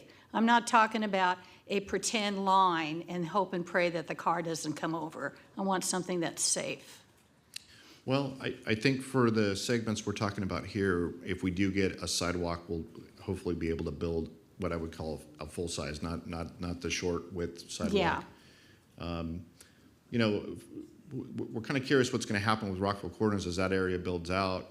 What kind of traffic do we get from pedestrian? We know we're getting up on the bike counts. Those are going up. They've been going up for the last decade. We did our bridge project in 2015-16 out there, and we were surprised to see 300 cyclists cross at the Sassoon Valley Bridge location on a weekend Saturday non-event. Right. That was kind of mind-blowing to us because that's not something you see outside of Puda Creek Road for that kind of traffic. So we knew we had to make room for bikes.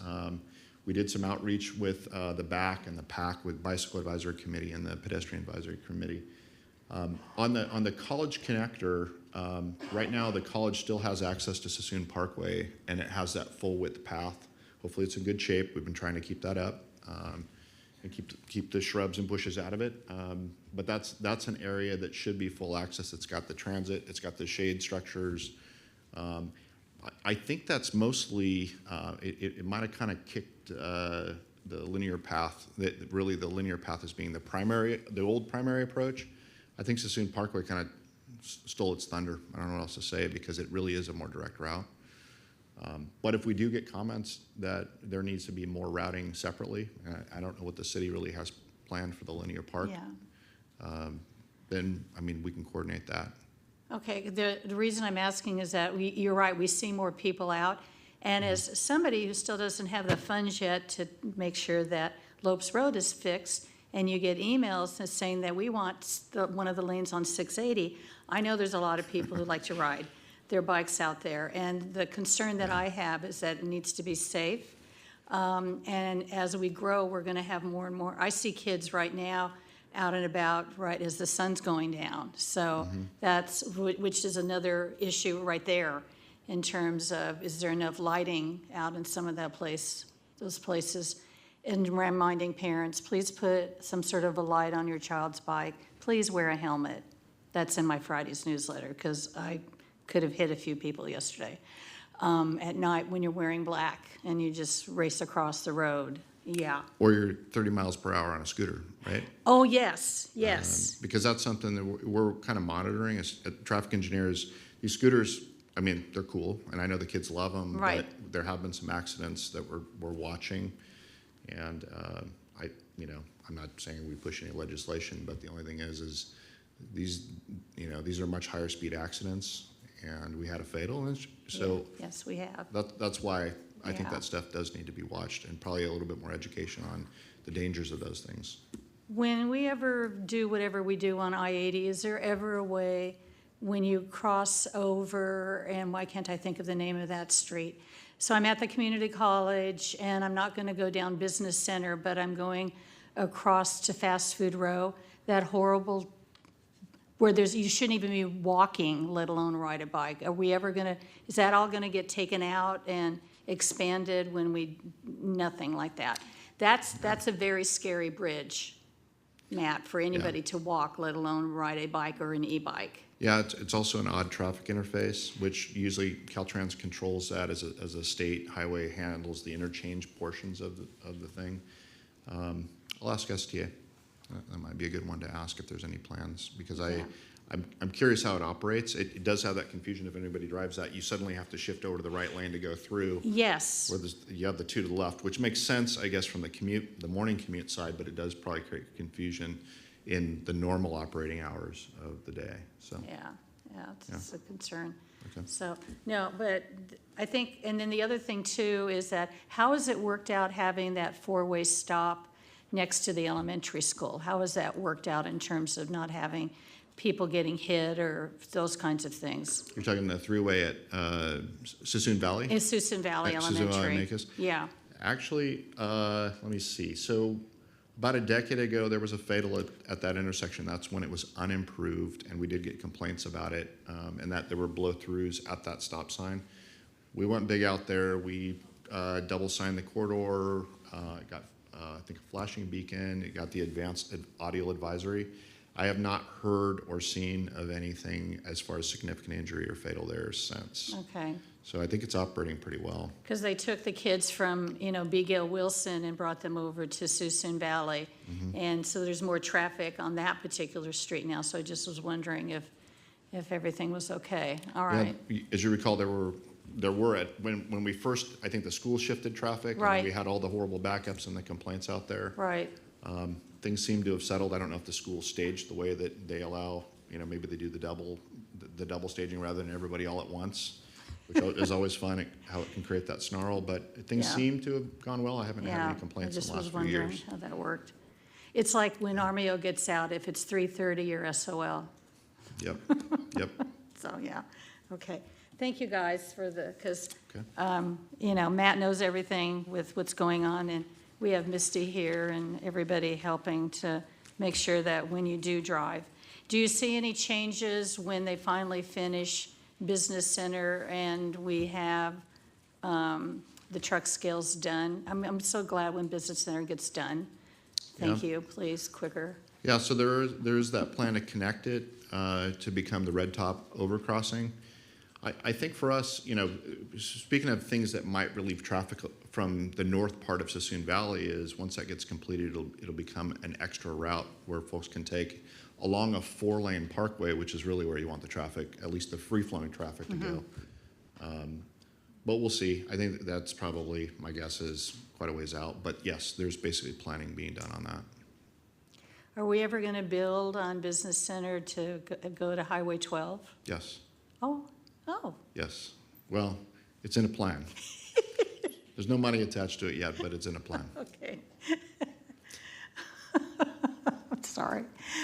Okay, that's nice to know that in the future. I love it. All right, so thank you, guys. I appreciate that very much.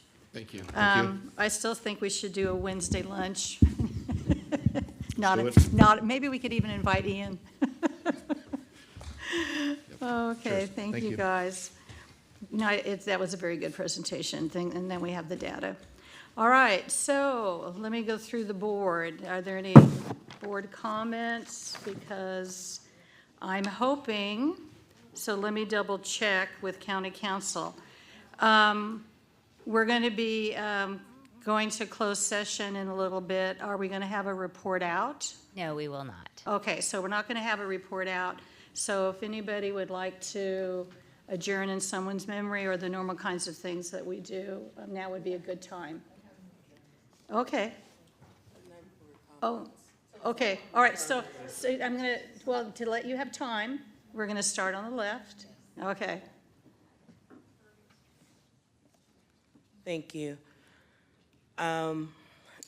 Just a few announcements. Last week, I was proud to join Californians for Safety and Justice, Dove, Vallejo Councilmember Tanya Letaju, and we did a shared safety Vallejo expungement clinic and resource fair last week. There were more than 200 community members who received vital resources, employment connections, and hands-on expungement support, removing barriers to jobs, housing, and long-term stability. And more than 100 people already started their expungement process. Second announcement I have, the second stop in my community engagement series will take place this Thursday, March 5th, from 6:30 to 7:30, doors open at 6 o'clock. This meeting is specifically geared towards residents of North Vallejo and will be held at the MIT Gymnasium located at One Positive Place. Councilmember J.R. Matulak, the Solano Transportation Authority, STA, and Caltrans have confirmed their attendance. And we look forward to continuing meaningful community engagement and encouraging residents to participate and share their perspectives and stay informed. Also, we are hosting a town hall specifically for our Spanish-speaking residents on Saturday, March 7th, from 11 to 2:30, and this will be bringing together dialogue and support from our school board members, Carlos Flores, also the Mexican consulate will be there, and community partners to provide important updates on immigration and access to trusted community resources, and making sure that all of our residents, regardless of language, have accurate information and direct connection. Another thing that's happening this Saturday is the walking tour in Vallejo. The Solano Bayshore Resiliency Project will be providing a free walking tour at the Vallejo Ferry Terminal at 11 a.m. And in closing, would like to adjourn in the memory of Reverend David Lee McCarver, who was a loving husband, father, brother, and family member. He served at the Revival Center for many years. He passed away on on Monday, February 23rd, 2026. Reverend McCarver was a retired employee of the Vallejo City Unified School District, and he will be missed by many, and may his memory be a blessing. Thank you. Okay. Mitch? Thank you, Madam Chair. I do have an adjournment in memory of Alexander Justin Bosworth. It's with heavy hearts that I share the passing of Alex Bosworth on February 22nd of this year. He passed away peacefully at home. Alex was a beloved father, son, and husband who brought light and joy to those who knew him. He had a generous heart and a smile that could light up a room. He proudly served as a firefighter paramedic with the Rio Vista Fire Department for over 10 years, dedicating his life to helping others and serving his community. Alex had a deep faith in God and loved praying every night with his son, instilling in him the values of love, hope, and gratitude. The love he had for his family and the good he brought into this world will never be forgotten. The family is deeply grateful for your support, prayers, and kindness during this incredibly difficult time. And thank you. Go ahead. Thank you. A couple of things. First, I want to acknowledge that I did participate yesterday with Read Across America at Rockville Elementary School. We had the privilege of reading to a fourth grade classroom, and also donated a book to their library on campus. Saturday, I had the privilege of being a panelist for the League of Women Voters of Solano County in reference the future of Solano County. And joining that panel with me also was Congressman John Garamendi, Assemblymember Lori Wilson, and State Senator Christopher Cabaldon. It was a large turnout, and it was quite enjoyable. It was from noon to 2, so I really did enjoy that opportunity. And also, I just returned back. As you can see, I have a little bit of sniffles. It was snowing in Washington, D.C., and so I brought the sniffles back with me after attending. But it was a really amazing conference for the NACO, the National Association of Counties, for those who don't know what that is called, what that stands for. And we were attended the legislative conference. That conference was very informative. I spent most of my time in workshops centered around economic development and international economic development, just to understand how the county in its space, despite Measure T, could still participate in helping to build Solano County's economic future. And additionally, I had the privilege of going to meet, Congressman Garamendi and Mike Thompson, and attending with me was our CAO. I'm sorry, I know you don't know your name. Ian Colbert and Matthew Davis also attended our Publix. What is this? I know it's public officer. Is that his title? Am I saying it right, Ian? Yeah, he's our PIO. PIO, that's right. I'm missing a letter here. All right, but there was some concern expressed about our county delegation traveling to Washington, D.C. to meet with our Democratic representatives and their legislative staff. Now, let me address that directly. I had the opportunity of participating in meetings with Representative Mike Thompson and John Garamendi to advance specific, direct, and actionable requests on behalf of our county residents. These were not symbolic visits. They were strategic meetings focused on bringing federal resources back home to Solano County. I met with our representatives and their legislative staff to advocate for earmarks. My request included $4 million to complete the community resource building in Vallejo, $1.5 million to support programs and services for our new First Five Center and one of Fairfield's highest poverty areas, and $2 million for stormwater infrastructure planning and design initiatives to protect water quality in the Delta watershed. It is important to understand that Solano County is also an intergovernmental agency. We do not operate in isolation. A significant portion of our budget comes from partnerships with our federal and state government, 39% of our budget. These dollars fund services that our residents rely on every single day. When the federal government reduces its contribution, the impact is immediate and affect our ability to serve seniors who depend on nutrition programs, in-home supportive services, and health care, foster care youth who need stable placements, case management, and transitional services.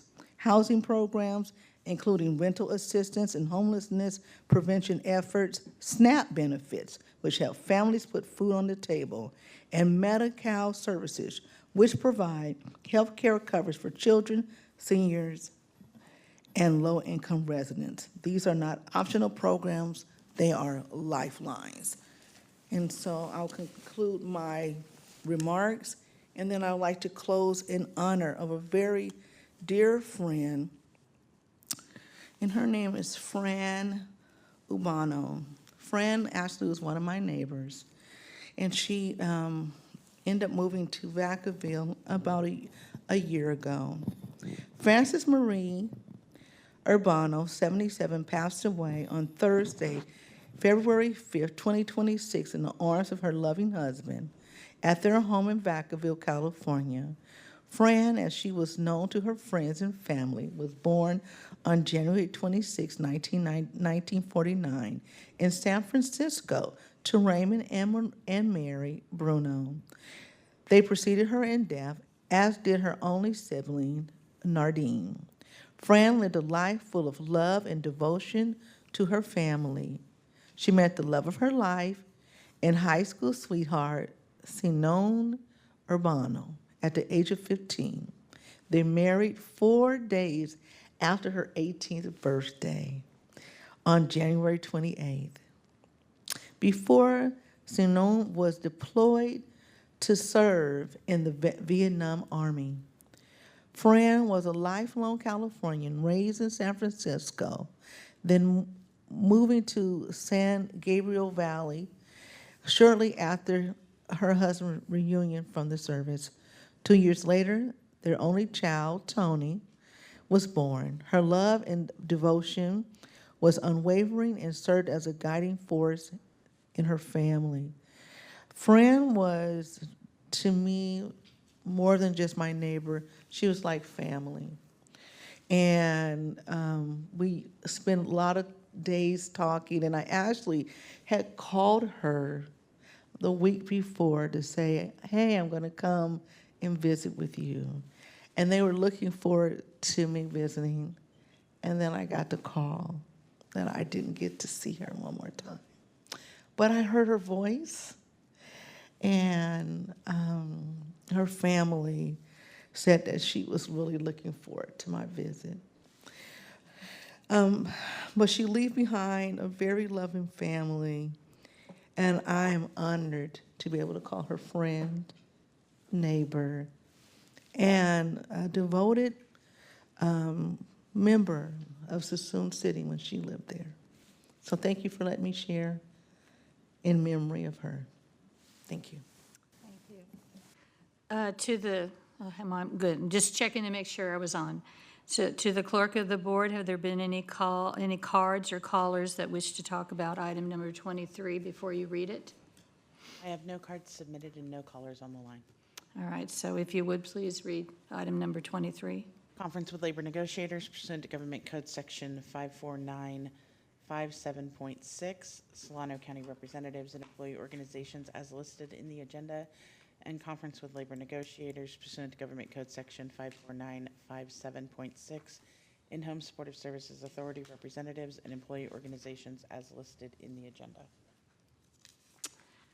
Okay, so let's see. Everybody's had a chance to talk, especially me. Let's just call it like it is. And since we will not have anything to report out at the closed session, I am going to take, and I believe I can adjourn even though we're still meeting, right? Okay, so we're going to adjourn this meeting, and I will see all of you guys, I mean after lunch obviously, but next Tuesday, March 10th, 2026, and we will be in this lovely room. Thank you all. I don't know about anybody else, but I thought we learned a lot today. So, thank you all.